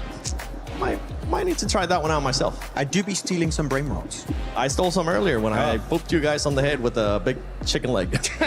Chung chung chung saho, am I right, lads? Oh my God. I'm sorry. But S2G was able to get a second place finish there. And honestly, this is going to put him in great contention of Tura because this squad is wanting to be in the top 5. They are, and they're really pushing for it. It's really, really nice to see that. Even coming into that Miramar, right, we were looking at a really big split across the north and the west eastern side of zone. Big split, 1-2-1. You had Kamikaze coming in, starting to spread out on P5, go into the middle of zone. The reason why they didn't end up winning the game, the reason why it didn't work, because it should have worked. The reason it didn't is that terrain is just really, really flat and really, really open on a slight downhill trajectory where they were. So actually Tiamba and Ida both had an overwatch on them, so they were just unable to regroup. Lost was isolated completely, and so they kind of ended up just going out one by one, which is a big shame because that split, I liked that split. Yeah, I mean, I think the terrain could be taken into account, but I think it's more of an issue. A lot of teams are kind of like pushing around them at the same time, and then the shed they had in the middle literally doesn't become playable because you think you're safe. No, a team has an angle on the back of you, they're going to shoot you down. And I think it was quite impressive that Kamikaze was in the center and the only player in the zone for a good old 2 minutes or something, so very impressive. I had no idea how that worked out, but by the way, score for a second there. Eagle was your game MVP. Good on Tiamba to get a win, which they needed, but I'm gonna say here, Hodrix, it's still not an impressive win that I was hoping for, but it would be enough to escape the bottom 3. I don't care, dude. I mean, a win's a win. Thank goodness. Oh, I was sweating bullets. I was getting a lot of flashbacks of Alpha 7 not making it to the finals. I was like, there's no way Tiamba doesn't. Yeah, 17 points, that's going to be good enough, right? For sure, to at least put them in the survival stage. And at the last second, I mean, we only got one game left to go, and this last game is always so chaotic because so many teams are desperate, right? So for Tiamba to get it done in the second to last game, clutch. I mean, really, as you said, teams are getting very desperate. ETSH got a lot of eliminations early games. Yeah. On the side of TT Project, they're all farming it. And I was like, Tiamba, it's your time to really step up and get something done, which they did. Again, I think gameplay-wise is not the most impressive, but a win is a win, Hodrix. I cannot argue with that logic. But here you can look at the terrain. SGG was struggling, losing a lot of their forces in the process, down to just HamCG. And he almost got it, right? That jump shot trying to escape from the blue zone, but unfortunately, Eagle went caca and got it done. I was waiting for that. There we go. But going back to Tiamba, I mean, yeah, a win's a win. The points, it's something that they definitely needed to stay off those bottom 3. And I can't wait to see what those bottom 3 are going to be looking like. If for some reason you have been missing out when we talked about the format, let me give you a quick little format reminder as we are going to be heading into the final game of Group B for PMWC at EWC 26. Top 5 will go directly to the finals. Bottom 3, Krish, Keith, Crush. and in between, everybody gets a chance to go to Survival, which it's not going to be tomorrow. It's going to be the day after that. So make sure you guys put that on your calendar. And for some of those squads, what are we expecting to see, Hot Jukes, out of this squads? You're saying we're pretty much expecting no pressure on them because they have to go take it. Yeah, I mean, this is the last game, right? One game left to put yourself in the finals. You really have to do so because there are some serious squads going to that survival stage. I mean, yeah, Tianba, rough day, or rough 2 days, right? But we know what they can do. Come survival stage, they could look like an entire new monster. So S2G, it's so good to see them right there. I think there's a lot of weight on their shoulders, but you got to be able to get the clutch done. That's what it's all about. You got to adapt. Yeah, for S2G, we need to see them possibly end up coming out with the win. I would love to take a look at the overall just to see how close everything is, because today we have seen everything between these teams. I mean, it's been crazy how much the leaderboard has been changing. This bunch of points has been going all over the place, and there you go. Now we actually get a chance to see the overall, and you can tell from 7th place all the way to 2nd place, it's just 10 points that separate the squads. Oh my goodness, 1 point difference between Godlike Esports and just below them S2G that's been having the comeback of the years so far, without a single chicken dinner, pulling kind of a 4 thrives at this point. But they got so many strong finishes, right? Rondo, 2nd place, going into a wrangle. They got a 2nd place, they got a podium. And right here in this game, they get himself another 2nd place. But I do agree. I feel like we need to see a win if they want to comfortably make it in, because do keep in mind, they got no chicken dinners. If it ends in a tie, Godlike or Horror Esports would end up overtaking S2G's spot. No, it's true. And we have seen multiple ties like this all day long. I think we had one between E-Arena and Horror. We had it between now Godlike and Horror as well. There's been so many ties in the top 5. You absolutely need to get that win under your belt. And S2G, luckily for them, they are a Miramar squad typically. So this last game being a Miramar is exactly what they need. And here on the bottom 3, you can tell TT Project, ETSH only being separated by just 1 point. Dopeness, Hustler Crew. I mean, Hustler Crew, I'm sorry that I'm going to be saying this, but we just haven't seen a single damn thing about you today. I think they ended up maybe getting a total of 14 points, if I'm not mistaken, after this 4 matches. So I don't expect them to do much. But for Dopeness, for ETSH Esports, they are within that striking distance to TT Project, Hot Jukes. Just 1 point can push them outside of just going home and staying a little bit longer here at PMWC at EWC 26. And that little bit longer is so critical, right? Because you're going to have a whole fresh start to just make it into that top 6. But right now, this is the time, guys. You got to be able to lock it down. The one thing I really worry about when it comes to these kind of situations is a lot of teams get into their own head. They're thinking, man, I just got to get 1 point. Maybe we just play super passive, do something different here. And that's not what got them here in the first place. So you have to just wipe off that anxiety, stay calm, stay collected, play the game you know that you could do, and make the best plays possible and make it to that next stage. And if any team's going to do it, honestly, you know, talking about that mentality, talking about that pressure, it's going to be Nongshim. They've fallen out of the top 5. But I will tell you what, they are the one team in all of this lobby that I really feel will not crack under pressure. Hello. While you guys were talking, I had that graphic up. I was able to find none other than Killer Joe from Go Gaming, a team that was able to get 8th place in Group A. Killer Joe, you're currently getting a chance to watch all the teams here at Group B. You're going to be going to Survival. What has surprised you besides Vitality? Vitality, give him a trophy now. No, not yet. You still have a fighting chance. Come on. Last year at PMWC, we actually got a chance to see the winning team come out of Survival. It could end up happening again here. What are you guys going to be looking to change, if anything, going into Survival? Because it is going to be top 6. Moving on. We will change maybe more practice, more changing like positions of the game. Obviously, we have big problems in the first group because we just no focus, but trying to fight to get consistent. See you guys at the finals, I hope. You got a chance to play Group A. You're getting a chance to see here Group B. There's been a lot of questions between everybody saying, which one is the group of death, okay? I want you to look at that camera and tell me which one is the group of death. Group A and Group B, and why? Only Group A, because Vitality is crash everyone. Looks like they both won by 1 head of different team. I don't know, maybe it's I don't know how to explain this, like this game. Maybe they play by fun. They're just playing on a completely different level. That's what's currently going on with Vitality. Even when they're slowing down here in the second day, they're still out fragging everybody else. Thank you, Killer Joe from GOAT Team. I can't wait to see what you guys are going to be doing in survival. Hopefully there's going to be a lot of changes. Top 6, I think it's doable. But let's see what Barney and Luti are currently up to. So. This is the thing, right? For those of you at home who are watching this incredible event, you may not be feeling the atmosphere here at PMWC, but we do have quite a bit of crowd presence. And before we go into our final match of Group B, let's test it out, shall we? Alpha 7, Fasan Barulho!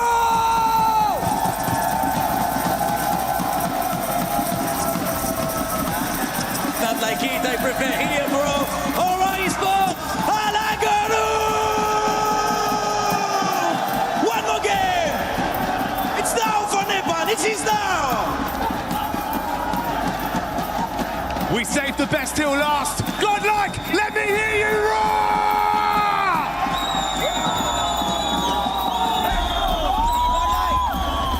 Absolutely electric here to close out this group, to close the group stages. Group B now with their last opportunity to put points on the board and to make history, to jump forwards into the finals or to get through to the survival stage. I think the most incredible thing is just the fans that we have here with us during both Group A and Group B.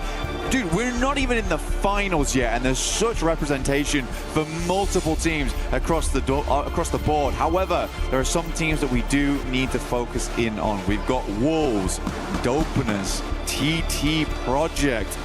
We've got a lot of squads that are on the cusp of getting through and into the survival stage right now, or losing it all and going home right here in Group B. TT Project filled with some fantastic players, some fantastic veterans as well of the game. But still have a little bit further to go now. If they close it down now, they would be in, but it's just so... I got that right? TT Project, they're in, I believe. I'll have to double check on the tables when they pop up. But yeah, it's very, very close around that bubble. A lot of teams could change things around. For Etch, it feels like they have been sort of in and out, but not really showing us anything. And I think it's the same for TT Project, right? It's been these sort of always a team that's like, well, they could do quite well, but they're just not. They're just not quite there yet. So they've got one more chance to get there and give themselves that opportunity in the survival stage.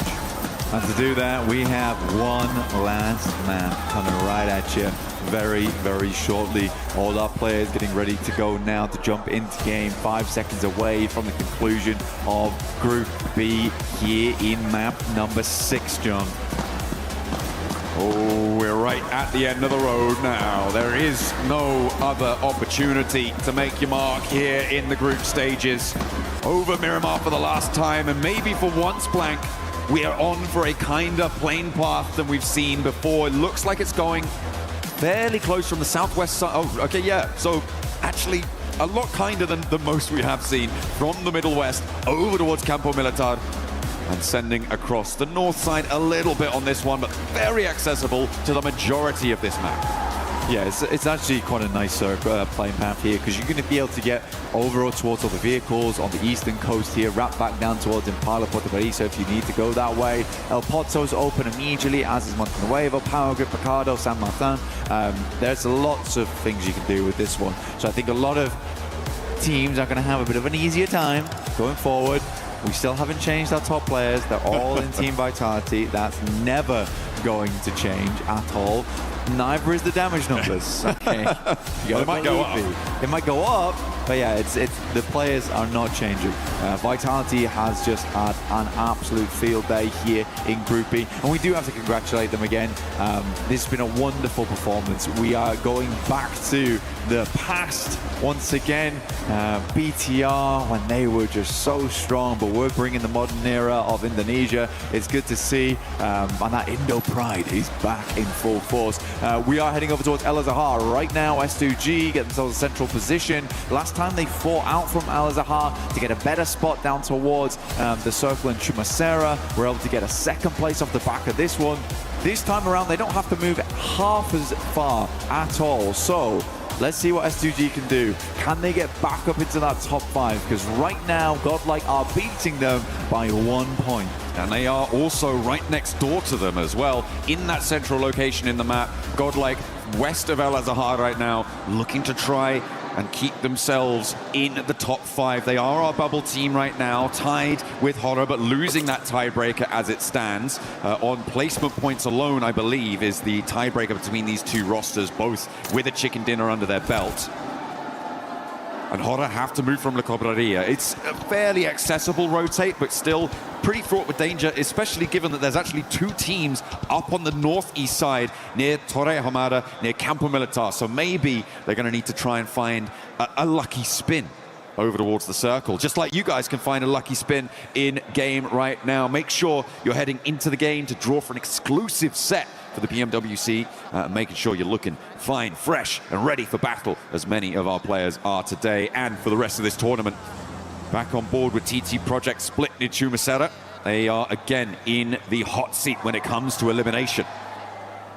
It's a very, very fun final map. Here we have 1 point sits between 6th and 5th, and 1 point sits between 13th and 14th. One of those is a little bit more consequential than the others, because one means you go to the finals or survival stage. One means you go to survival stage or you go home.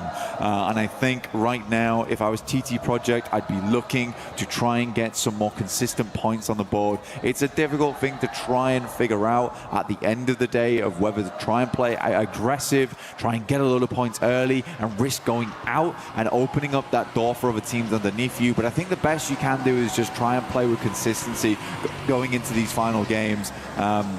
Very, very difficult to do. And honestly, with some of the strong teams that are going to be in your path over towards that northeast side for TT Project, I think playing a slow game is maybe the better decision. A couple of points can be make or break, but there is always that flip side of like, well, what if Dopeness just pull out a 20 Elim chicken dinner out of nowhere, right? Maybe we should have done a little bit more to try and stop them, but I don't think you can trade on that. When you have so many teams in the mix, I think you're definitely right. That's a nice little pickup for Godlike, though.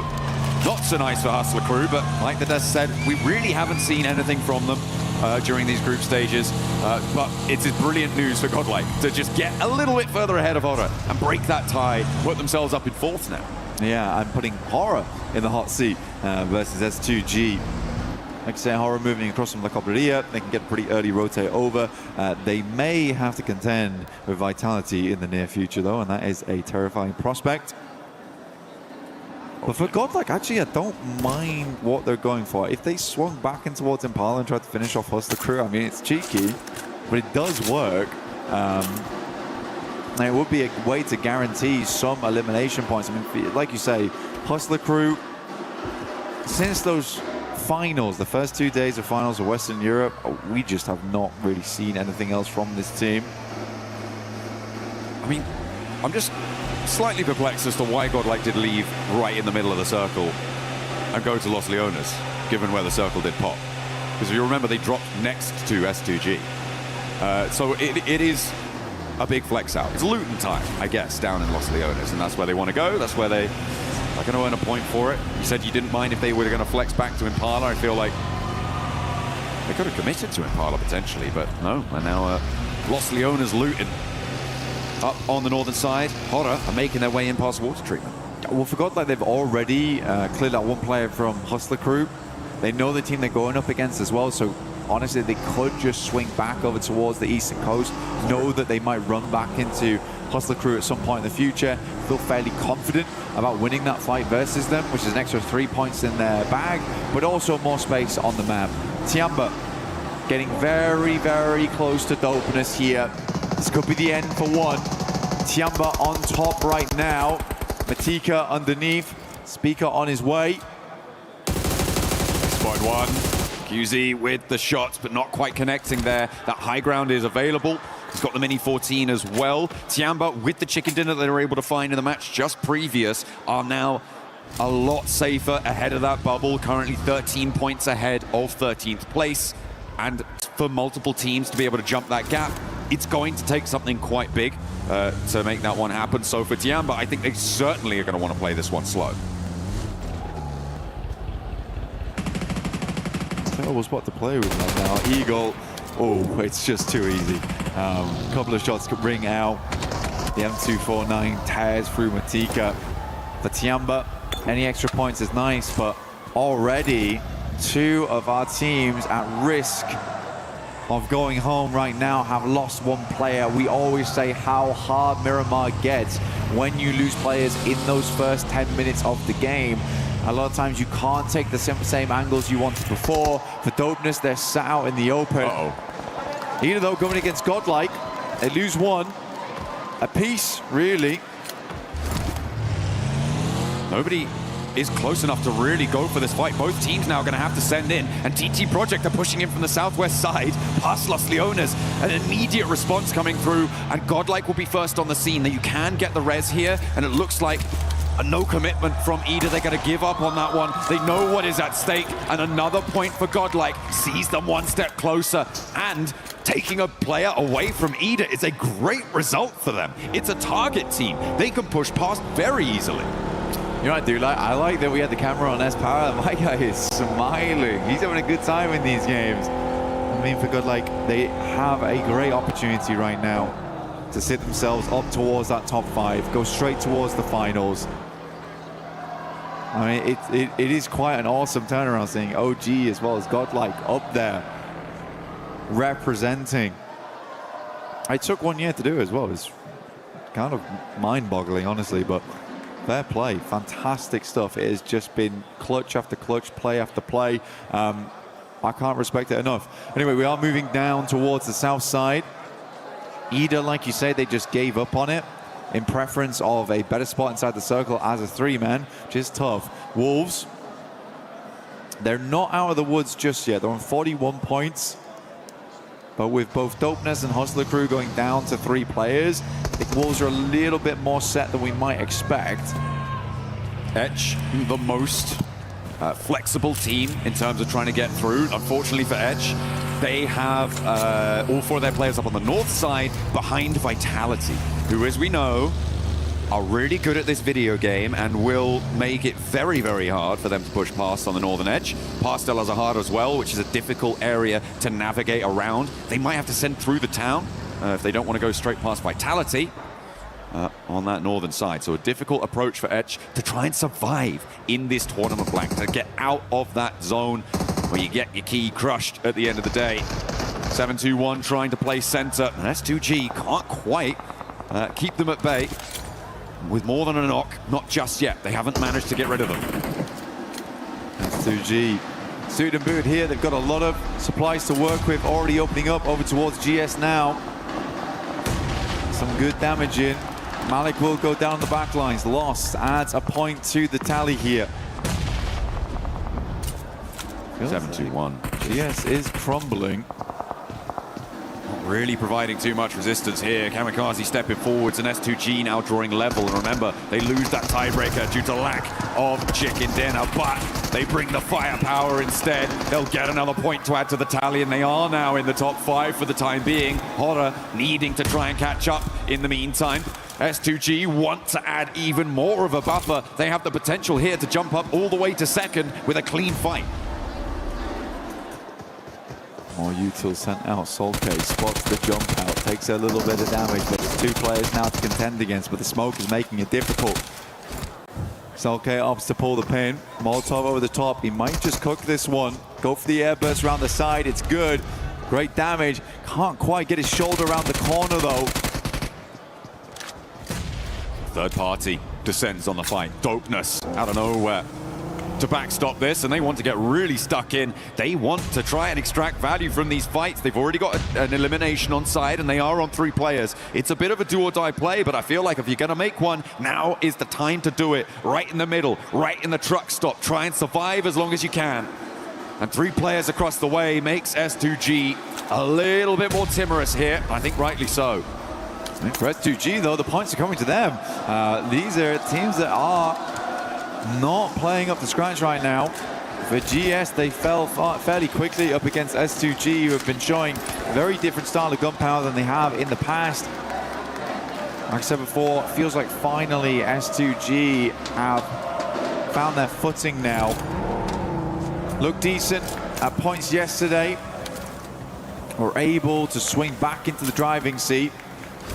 Just down to the smoke, quick loop. Get some more of that utility online. They're not taking any chances either, John. Absolutely not. Can't afford to. The circle did center up on truck stop as well, so if S2G can clear things out here in the next minute or two, it could get better for them, or it could get much worse, because EDA have now stepped 2 behind. They've scouted it out. They know there's a team here now, and they're looking to move the rest of them in to play. And S2G just can't catch a break, trying to clear this one out, clear the last player from 721 GS. And they will make it harder and harder. Meanwhile, the hills to the west are going to start to get occupied. Tiamba moving in to try and get some oversight on it. Try and make an impact. This is a bit more of a spread than we're used to from Tiamba as well. They're looking for more and more value on the map. They must feel a lot more comfortable coming into this game with 48 points. Will be hard to overlap that. Definitely doable, but will take quite a few things to line up, if I'm quite honest. But once again, it's S2G here looking for Miramar miracles. Right in the middle of the map, Alpha 7 and Horror towards El Azahar. At the moment, Horror just have such brutal oversight onto Alpha 7's position. You've got Nuth up on the high ground out on the northwest side of El Azahar, and he's kind of the only operative with a chance to shut down an angle for Horror, because right now the rest of them trying to run through the town, trying to get anything done. Meanwhile, over on the east side, TT Project going to try and crash in towards Vitality, and they have opened an opportunity there, taking down one of the players. And remember, 13th place is not comfortable. TT want to jump up higher. They could push the Wolves into that hot seat too. There is so much at stake here. I mean, for TT Project, to qualify by taking down the #1 squad would be quite an amusing feat. We'll see if they can pull it off. Right now, Vitality do go down to 3 here.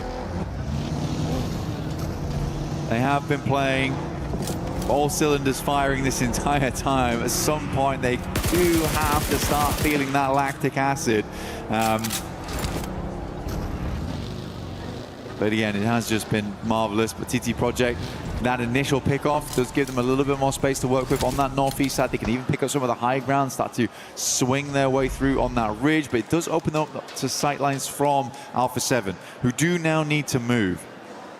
God, there's so many teams who have been circling this circle for quite a while. Nongshim Red Force have been playing out all the way from the northwest side. They've been in the blue zone for ages, and they're just crashing into a fight potentially with Yangon Galacticos. Godlike as well, disengaged from the Wolves, and they've moved in behind Hustler Crew, who you said they know are diminished in power, and they could try and punch a hole through. With Vinny already down, there is a weakness. There's blood in the water for Godlike to try and strike.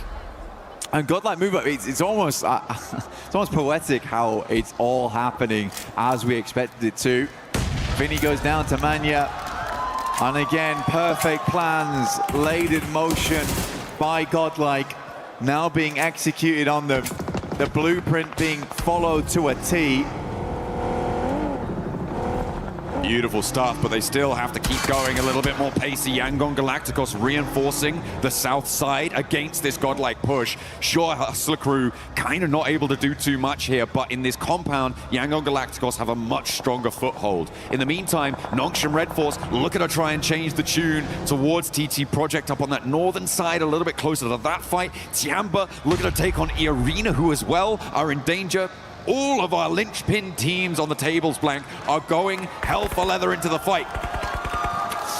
S-Power finding another over towards Hustler Crew, leaving them with just one player left alive. Jameson will have to try and make this one work, but he is stuck between most of the players from Godlike, and they are not going to give him an inch. E-Arena over towards Tiamba, very, very important fight for them. E-Arena also, despite what was an insane start to their day on day one, they have dropped down to 4th, and Hustler Crew will be the first team to leave us from Group B. No longer will they be here in Paris. They have been rebuffed. The rest of the lobby did not allow them access. Godlike, the ones to deal the final blow to them, and they want to try and earn those points even further, get higher and away from that bubble position. In Group A, we saw the bubble being 88 points, but now It is going to go even further beyond. Etch making a mad dash in, and this could be another team joining. Hustler Crew on the northeast side. They crash, and they crash into Horror. Ida taking a chunk out of them, and it is just one player left now for Etch to try and cross the boundary. For Edge, I don't know what the move was. I don't know what the play was either. We've been out in the blue for the longest time, still trying to find a way in. They played this game a little bit too slow, in my opinion, leaving them only with speed remaining. For TT Project, they honestly do not need to do a lot here to stay ahead. It will require one hell of a game here for speed to get through in towards survival stage, leaving Dopeness as the last chance. Wolves taking a lot of damage, trying to roll around the hills, but keeping themselves nice and safe. Tiamba a little bit more at risk, and I think that this may just be a flush if Elementrix can find the right spot to spray down. E-Arena as well, looking to try and get the points earned and confirmed onto their tally to make sure that they're further away, because it is just so volatile. A single place going down, a single player getting lost diminishes your point scoring ability to the point where it could be tournament making or tournament breaking. A spray down from Schweppes, and he's adding it to the tally, but that's stolen away, maybe, from the Wolves. Wolves would love any more points they can get here, keep them in the running. Now S2G, they moved away from Truck Stop. This is a really fantastic spot on the map to play, honestly, for S2G. Gives them a lot of control. They look down towards some of the low ground on that eastern side and can give them points off the back of it, which they're already looking for now. Getting knocked over towards Vitality. Wolves continue to pump those points there, move further and further away from the bottom three. They keep increasing that buffer, but E-Arena not so lucky. They're taking damage. They tried to jump into the fight, but it's not going well. They try to move forwards, and they're playing as two. TT Project taking damage as well. Vitality eliminated. Tiamba are out of the running as well, but they may have done enough. Elementrix moving forwards. E-Arena going down here is a massive change in the tables. S2G, Horror, and Nongshim Red Force all with a bigger opportunity to take one of those top 5 spots. And Joker stands tall. With his belt buckle on the floor. They need to hold on here. Joker moves up. Elementrix moving off the back of the position, but more and more players coming through. This is going to be an incredible clutch if he can make it work, but Joker does go down. A trade, a Norman turning away, the vehicle going up in smoke. E-Arena in danger. E-Arena right down to the wire. They do manage to pick up a point or two, but on 95 they are far from safe. A sliver of HP, and he swaps the vehicles out. Where can he go though? Where can he call home? The teams underneath him, they all have better positions inside the circle. E-Arena forced to stop off at a shack here down towards the south side. Only real option they have. I'm more laughing at the fact that TT Project thought that their only way to stay in towards survival stage was to defeat Vitality of all teams. I mean, if it works, I guess. A little pincer maneuver with Nongshim Red Force, who are one of the chasing teams as well, in 7th place. Moving in, the South Korean roster looking to try and turn on those afterburners. They do have a chance to make it work here. Well, they have TT Project to try and guard out. So many crucial battles happening, spanning the entirety of this leaderboard, Blank. It is so important for about 50% of the lobby as to what happens in the next 3 minutes. Godlike still keeping it chill down towards the south side. Difficult push for them though. Yangon Galacticos watching over their every move. So how would they want to play this one out? There's still rich sides to work with.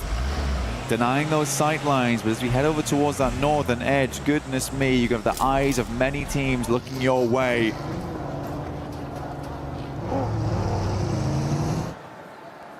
Alpha 7, I think, have done more than enough. However, it would require a gargantuan game to get into top 5, but I think they can be very pleased with their current position on the leaderboards. Wow. Circle centers up, and again, S2G, they just take the right maneuver at the right time. They knew they had the most control over Truck Stop when it happened, made an executive decision to move over towards this area of the map. Again, this is a winning spot. And as you say, the decision to leave truck stop itself really is going to play well for them. That northeast side can get rebuffed. That's the arena. That's the arena down blank. The last player spotted. Ida, the ones to deal the final blow there, picking up a point for themselves and taking E-Arena down. Now 95 points is a clear target for these teams behind them. And there is a tiebreaker between them and Godlike.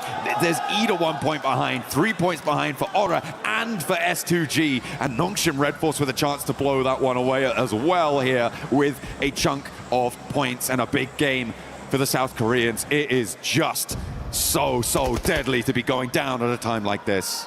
Nongshim Red Force moving up from this compound means they'll have to put themselves in the sightlines of TT Project, but it's Alpha 7 actually waiting on the exit here. TT Project look to make the quick maneuvers. They move out in the convoy. They're taking a ton of damage as they move on in over towards S2G, holding the line. And Nongshim Red Force chiming in as well. Another knock over towards Zerich, leaving two of TT Project alive on their bubble position. Dopeness wanting to stay alive in truck stop and trying to pass it. More damage is pouring on through. Alpha 7 looking to close the trap, and in comes the backup. There's Nongshim Red Force trying to wrap around behind, and the nades are brutal. TT Project on their last legs. Effect the last to stand. Now on a sliver of HP, the nades go long. He's just about able to dodge it, and with an S12K, he's got a hope and a dream. Effect staying quiet, hoping Alpha 7 and Nongshim Red Force fight against one another first. Edge will have to move in across the road. The singular player still left alive here. Dopeness being the other problem, also having to leave soon too. Nongshim Red Force taking a little bit of damage, but it's S2G who bear the brunt of the pain. This is on a double split though, so there's two reses going off at the same time for S2G. They are so lucky that so many teams on the northern side are all fighting against one another. Gives them a brief opportunity of respite. And it means that the sightlines for S2G were distracted, not in operation, and that's going to allow a little bit more maneuverability. Those reses have come through, and S2G are back into the fight. Alpha 7 crashing in, trying to take down Nongshim Red Force. There goes Effect. TT Project losing out on the more point scoring opportunities here, and 36 points is the target for Dopeness, for maybe even Edge. So easy cruising around the sidelines, but Carrillo spots him underneath the vehicle, looks for the spray to confirm, but doesn't quite get enough damage. The nade over the top finds what they're looking for. Alpha 7 looking to finish out strong here on the final day of Group. But Hyunbin goes absolutely mental. Puts Alpha 7 in the Hyunbin, taking out the trash here at the end of the day. Nongshim Red Force, good to speak. Hyunbin's finally down, but Cleo, he is still up, still kicking. Alpha 7 still have life, but finally will leave. Down they go. Nongshim Red Force down as well. No challenge there. E-Arena drop one spot because Horror flex out to get involved. They're going to get stuck in, pushing E-Arena down. And Horror are the first team to confirm themselves with Vitality because nobody else can pass them. Goodness me, what an insane fight that was there. Carrillo really hanging on to hope right at the end versus Hyunbin. Horror though, making this cross a massive opportunity versus S2G. They left Kamikaze as the anchor once again towards the center. Godlike watching from a distance, patience. And choosing their time to strike, Hamzy goes for face, but Sky rains down hell, and Hamzy hits the deck. A fall could be brutal for S2G's hold on a top 5 spot here. Horror looking to ruin the day. They're in right now, but Ida are across the way. They're a lot safer, and they have got more players alive and ready to take this fight. Horror, they lose Sleepy, but it's okay. They're awake now, right now, in this game. Looking to put some more points on the cards. It was a difficult push-up for them. They picked the right opportunity, now looking for more. Godlike under pressure from the Wolves as they send over towards their position. They're playing this one slow, cautiously. Marnet, though, will find Sky. Jiggle up on high, though. Drops the nade, could be big, but they scatter. Horror doing bits against Yangon Galacticos, but in the meantime, the Wolves are burning away on Godlike on the south side flank. They are going low, they are going down. Horror with the danger on the roll-up, but there goes the first, and no fear now. Last to stand for Horror, a chance to make it through, but Godlike are down to 1 on the south edge. The Wolves are going to fall, though, and Godlike get the points they need. They're over the line. They have made it to the top 5. Admino with an insane clutch up versus the Wolves. Godlike hit 98 on an 8 elim game. S2G hanging on by a thread here. No matter what, it's a Turkish team going in. The question is who? If you go down now, S2G, placements are going to flip this around. It's going to change things, and all for the worse, not to mention TT Project just dropped down. Topnus make it in those last moments. They played slow from truck stop. They rolled in, they parked up, and they will be going through to the survival stage. Speed with the opportunity to do one of the funniest things I think we could see. A chance to maybe push Topnus aside, but the placements are kicking in. Already 2 guaranteed, meaning you need at least 3 points, if not more, to try and close that gap on the overalls. And down go S2G. Way. They are out, and the placements are there for Ida. They are 3 points behind, and Speed could be there. Godlike get a 10th elimination as well, and put themselves into the triple digits. They're going for that 4th rides 107. They hit the century. Centurions inside the lobby. These guys have been marching towards success between the beginning of the game. Speed moving up. Ida potentially backstabbed here by a player at the bottom of the rankings, preventing their approach into the top 5. They've done enough though. E-Arena is already going to go down, and there goes Edge. Our bottom 3 are locked on in, and Ida force E-Arena out of the top 5. Sure, you can break records, but you can't go the distance. You don't make it to the top 5. Let's see how this game does end up, but we have our top 5 going through to the finals. Vitality, who have been a wealth of life spring here over towards Group B. Godlike with 100 points, hitting the triple digits, the only other team to do it. Horror underneath. S2G and Ida, 2 Turkish teams getting through to the finals in one group. This has been an incredible 2 days, John. It has been so closely fought. It's been right down to the wire.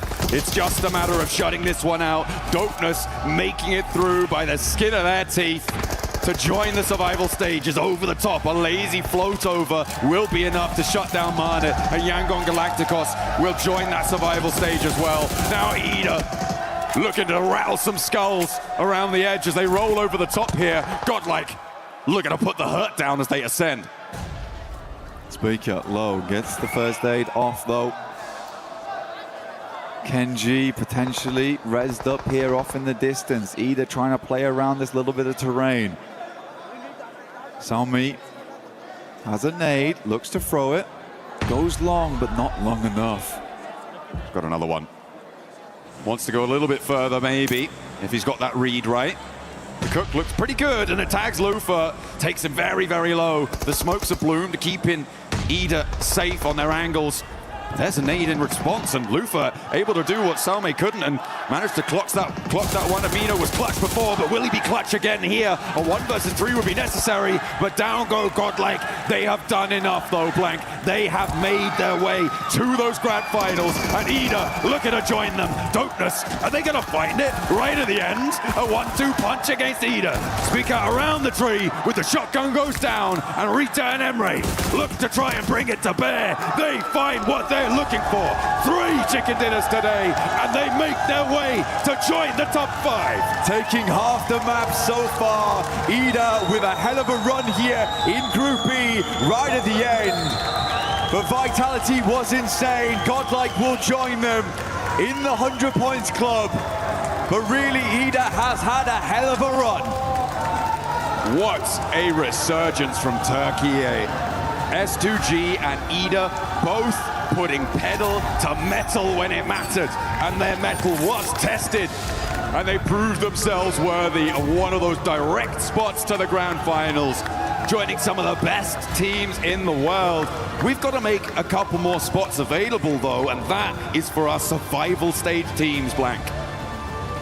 The survival stage will be coming up very shortly. I know they are going to be some amazing matches because we still have some insanely strong teams going through to survival stage. It has been super down to the wire. This was so volatile towards the top. But goodness me, OG godlike in the finals. Crazy stuff, crazy stuff. What a glow up from India on the global stage. They have done so much improvement. They have found their feet and they are making waves. Nobody can deny their power now when it comes to PUBG Mobile. They have impressed, they have brought their best, and it is more than enough for us. More than enough for plenty of our players too. Nobody seems to be able to handle it. Honestly, I thought that we were kind of locked in towards the bottom of the leaderboard as well, but there was a lot of changes going on there towards the end. Dopeness very much having the last little bit of gas in the tank to get them through. The TT project, it is a devastating result though. Not making it. What can you do? What can you do for such prominent players with such storied history? It is difficult to bring it on through. Etch as well, having a real tough time of it. Speed trying to make the most of that final opportunity, but it just couldn't happen. That mad dash from the northeast ruining their chances. And they're going to join Hustler crew, who, to be fair, look pretty devastated themselves. Yeah, not really able to get anything done during these matches, sadly. But again, that's how the cookie crumbles sometimes. We are just waiting to get on board with Barney shortly, but this is what everyone's excited to see. A Vitality to come out and crush some keys. Oh, you can see the names inscribed there. They will be taking a tumble into the crusher fairly soon. We're making sure that that one is done. I feel like, you know, the big storyline over the course of all of this has been, of course, Vitality. And we are going to tune in with them down on the stage. Barney, over to you. After an absolutely wild final map, watching E-Arena just slowly knock on down, that was absolutely insane. We obviously have our champions of the last 2 days of the group stage. Here in Group B, it is, of course, Team Vitality. Guys, what an impressive 2 days. Federales, let's have a chat, okay?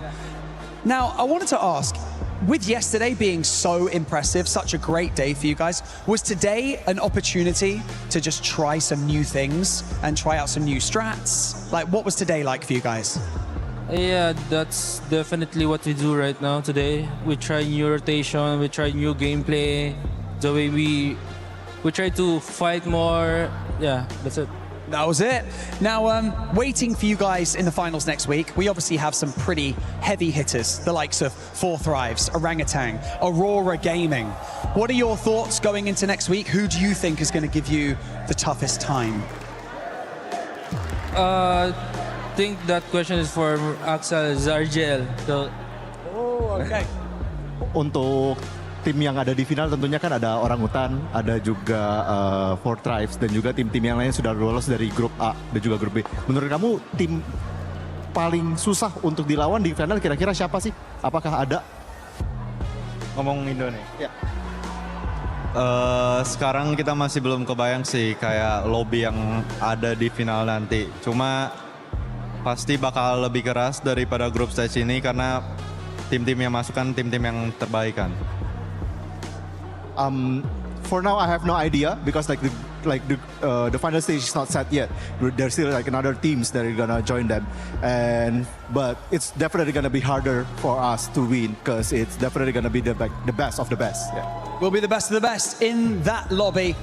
Federales, good dodging for that question. That was good. Right, okay, gentlemen, it's time to do the fun bit, the bit that everyone loves. Let's walk to the crusher. And we've got a little bit of a ways to walk, so while we walk, let's have a quick chat. Federales, I'll continue to chat with you. Dude, earlier on today, while the desk were having a chat, some of the other pro players stopped by, namely Killer Joe from GOAT Team. He said, if they're going to play like this, Vitality may as well just be given the trophy at this point. How does it feel to hear something like that? it feels good, but I hope we can do it in the finals too, so yeah.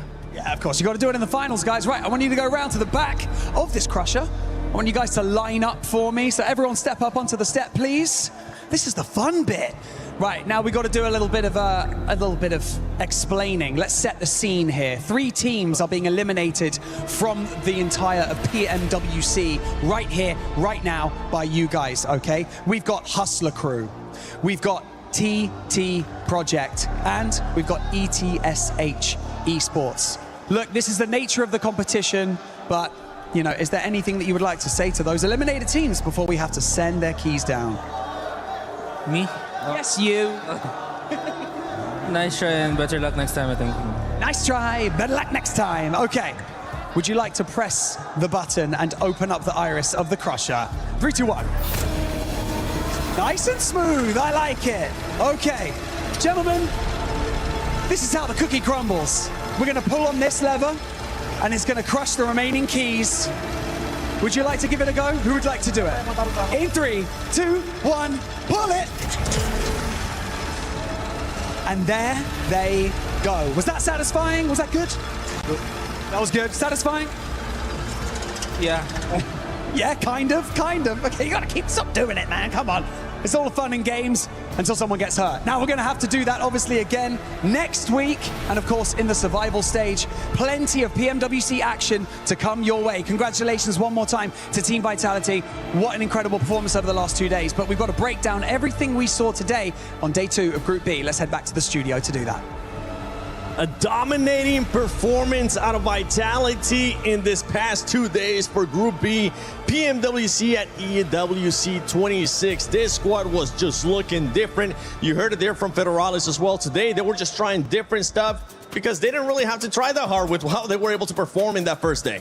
No, they weren't. They had nothing to worry about, nothing whatsoever. I mean, even after 6 matches of all these teams really giving it their all and getting all those points and making some upsets on the leaderboard, which we'll get to later, but there was nothing that anybody could do. They were just far and above beyond. So really nice to see them kind of work on a few other things and try and figure out what they want to do for those finals. Well, day 2 was just scrims, really.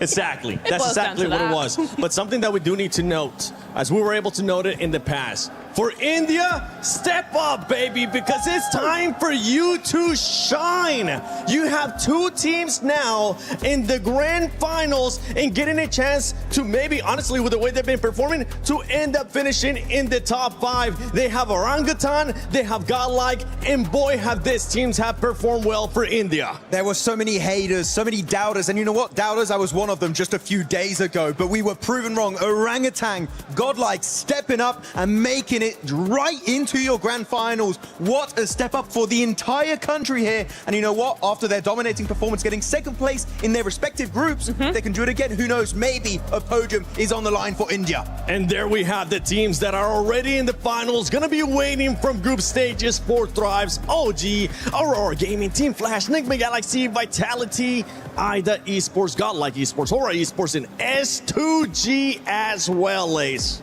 I mean, look, speaking of step-ups, IDA Esports, S2G, I mean, IDA getting 3 chicken dinners. Ooh. And I mean, this is absolute insanity. The way that they were able to go from, I think it was literally about like 15th, not 15th, I'm gonna say they were 13th. pretty low. They were pretty low. They were incredibly low on the leaderboard going in today. And now to have 3 chicken dinners, incredible stuff, especially moving into the finals. They finally found their footing and 108 points from them. This was so unexpected from this team, especially going from yesterday where they just could not even get themselves any eliminations. And now you see them scouting teams, you see them obliterating teams, you see the way that they were able, especially in a spot, able to take on the likes of S2G and their positioning that they had in one of these zones. Incredible stuff from them. Absolute Turkish domination today. 3 chicken dinners for Ida, consistent podium finishes from S2G, but we have to say there's one massive upset here on our screens. Yep.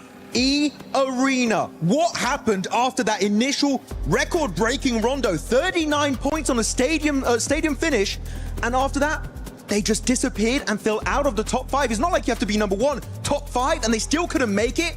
What happened to this team? Neptura, more than 1/3 of their points in one match, but they ended up crumbling. I'm so mad.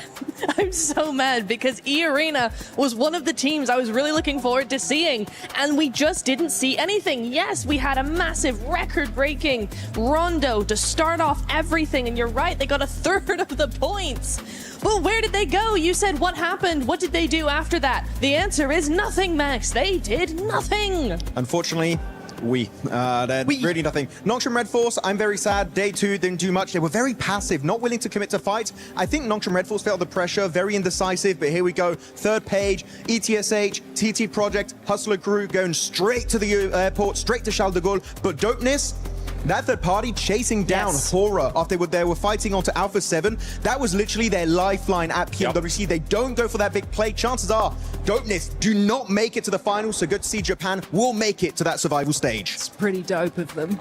Sorry. You did not just say that. Pretty dope of them. No, but look, this is going to sound crazy, but TT Project, I really think people deserve it, right? Everyone deserves it. They deserve to be here, but I feel like TT Project was showing up in so many ways across the games, and I feel like they sort of deserve to go to that survival round with the way that they were playing. But I mean, sometimes it just takes, you know, we see from E-Arena, sometimes it just takes this one game to absolutely pop off, get that ball rolling and move their way up on that leaderboard. But I mean, Team Dopeness, if they can bring this same, there we go, energy and that exact same composition, they might have a fun time in survival stage.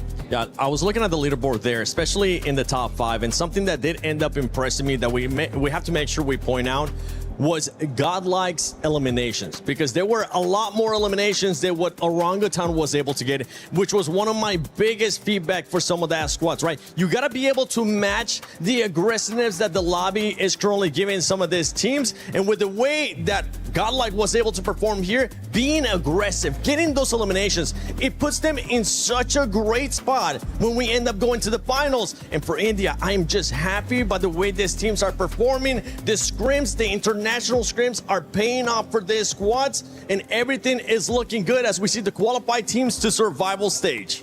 Oh, you know what? I am so excited to see both of the Indian teams coming on to the finals, but we're looking at the survival stage here, and that's what we're going to be focusing on until next weekend, right?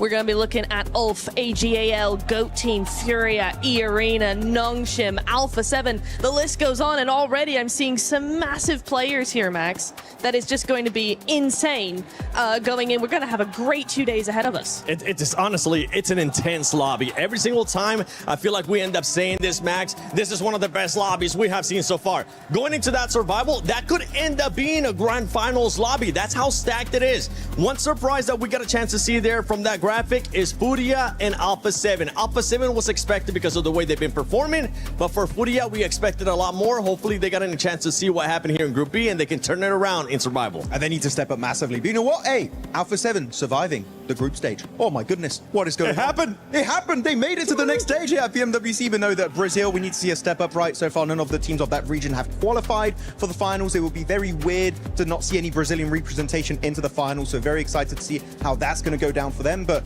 you know what? Talking about the group of death, is it Group A? Is it Group B? I think it's the survival stage because, oh my goodness, that is stacked as hell. It will be. It will be.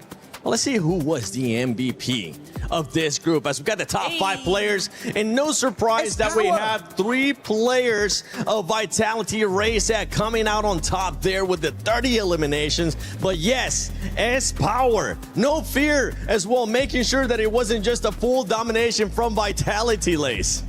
Yeah, look, what a great catch-up, especially from Godlike there. I mean, this was their sort of day to shine in that certain section.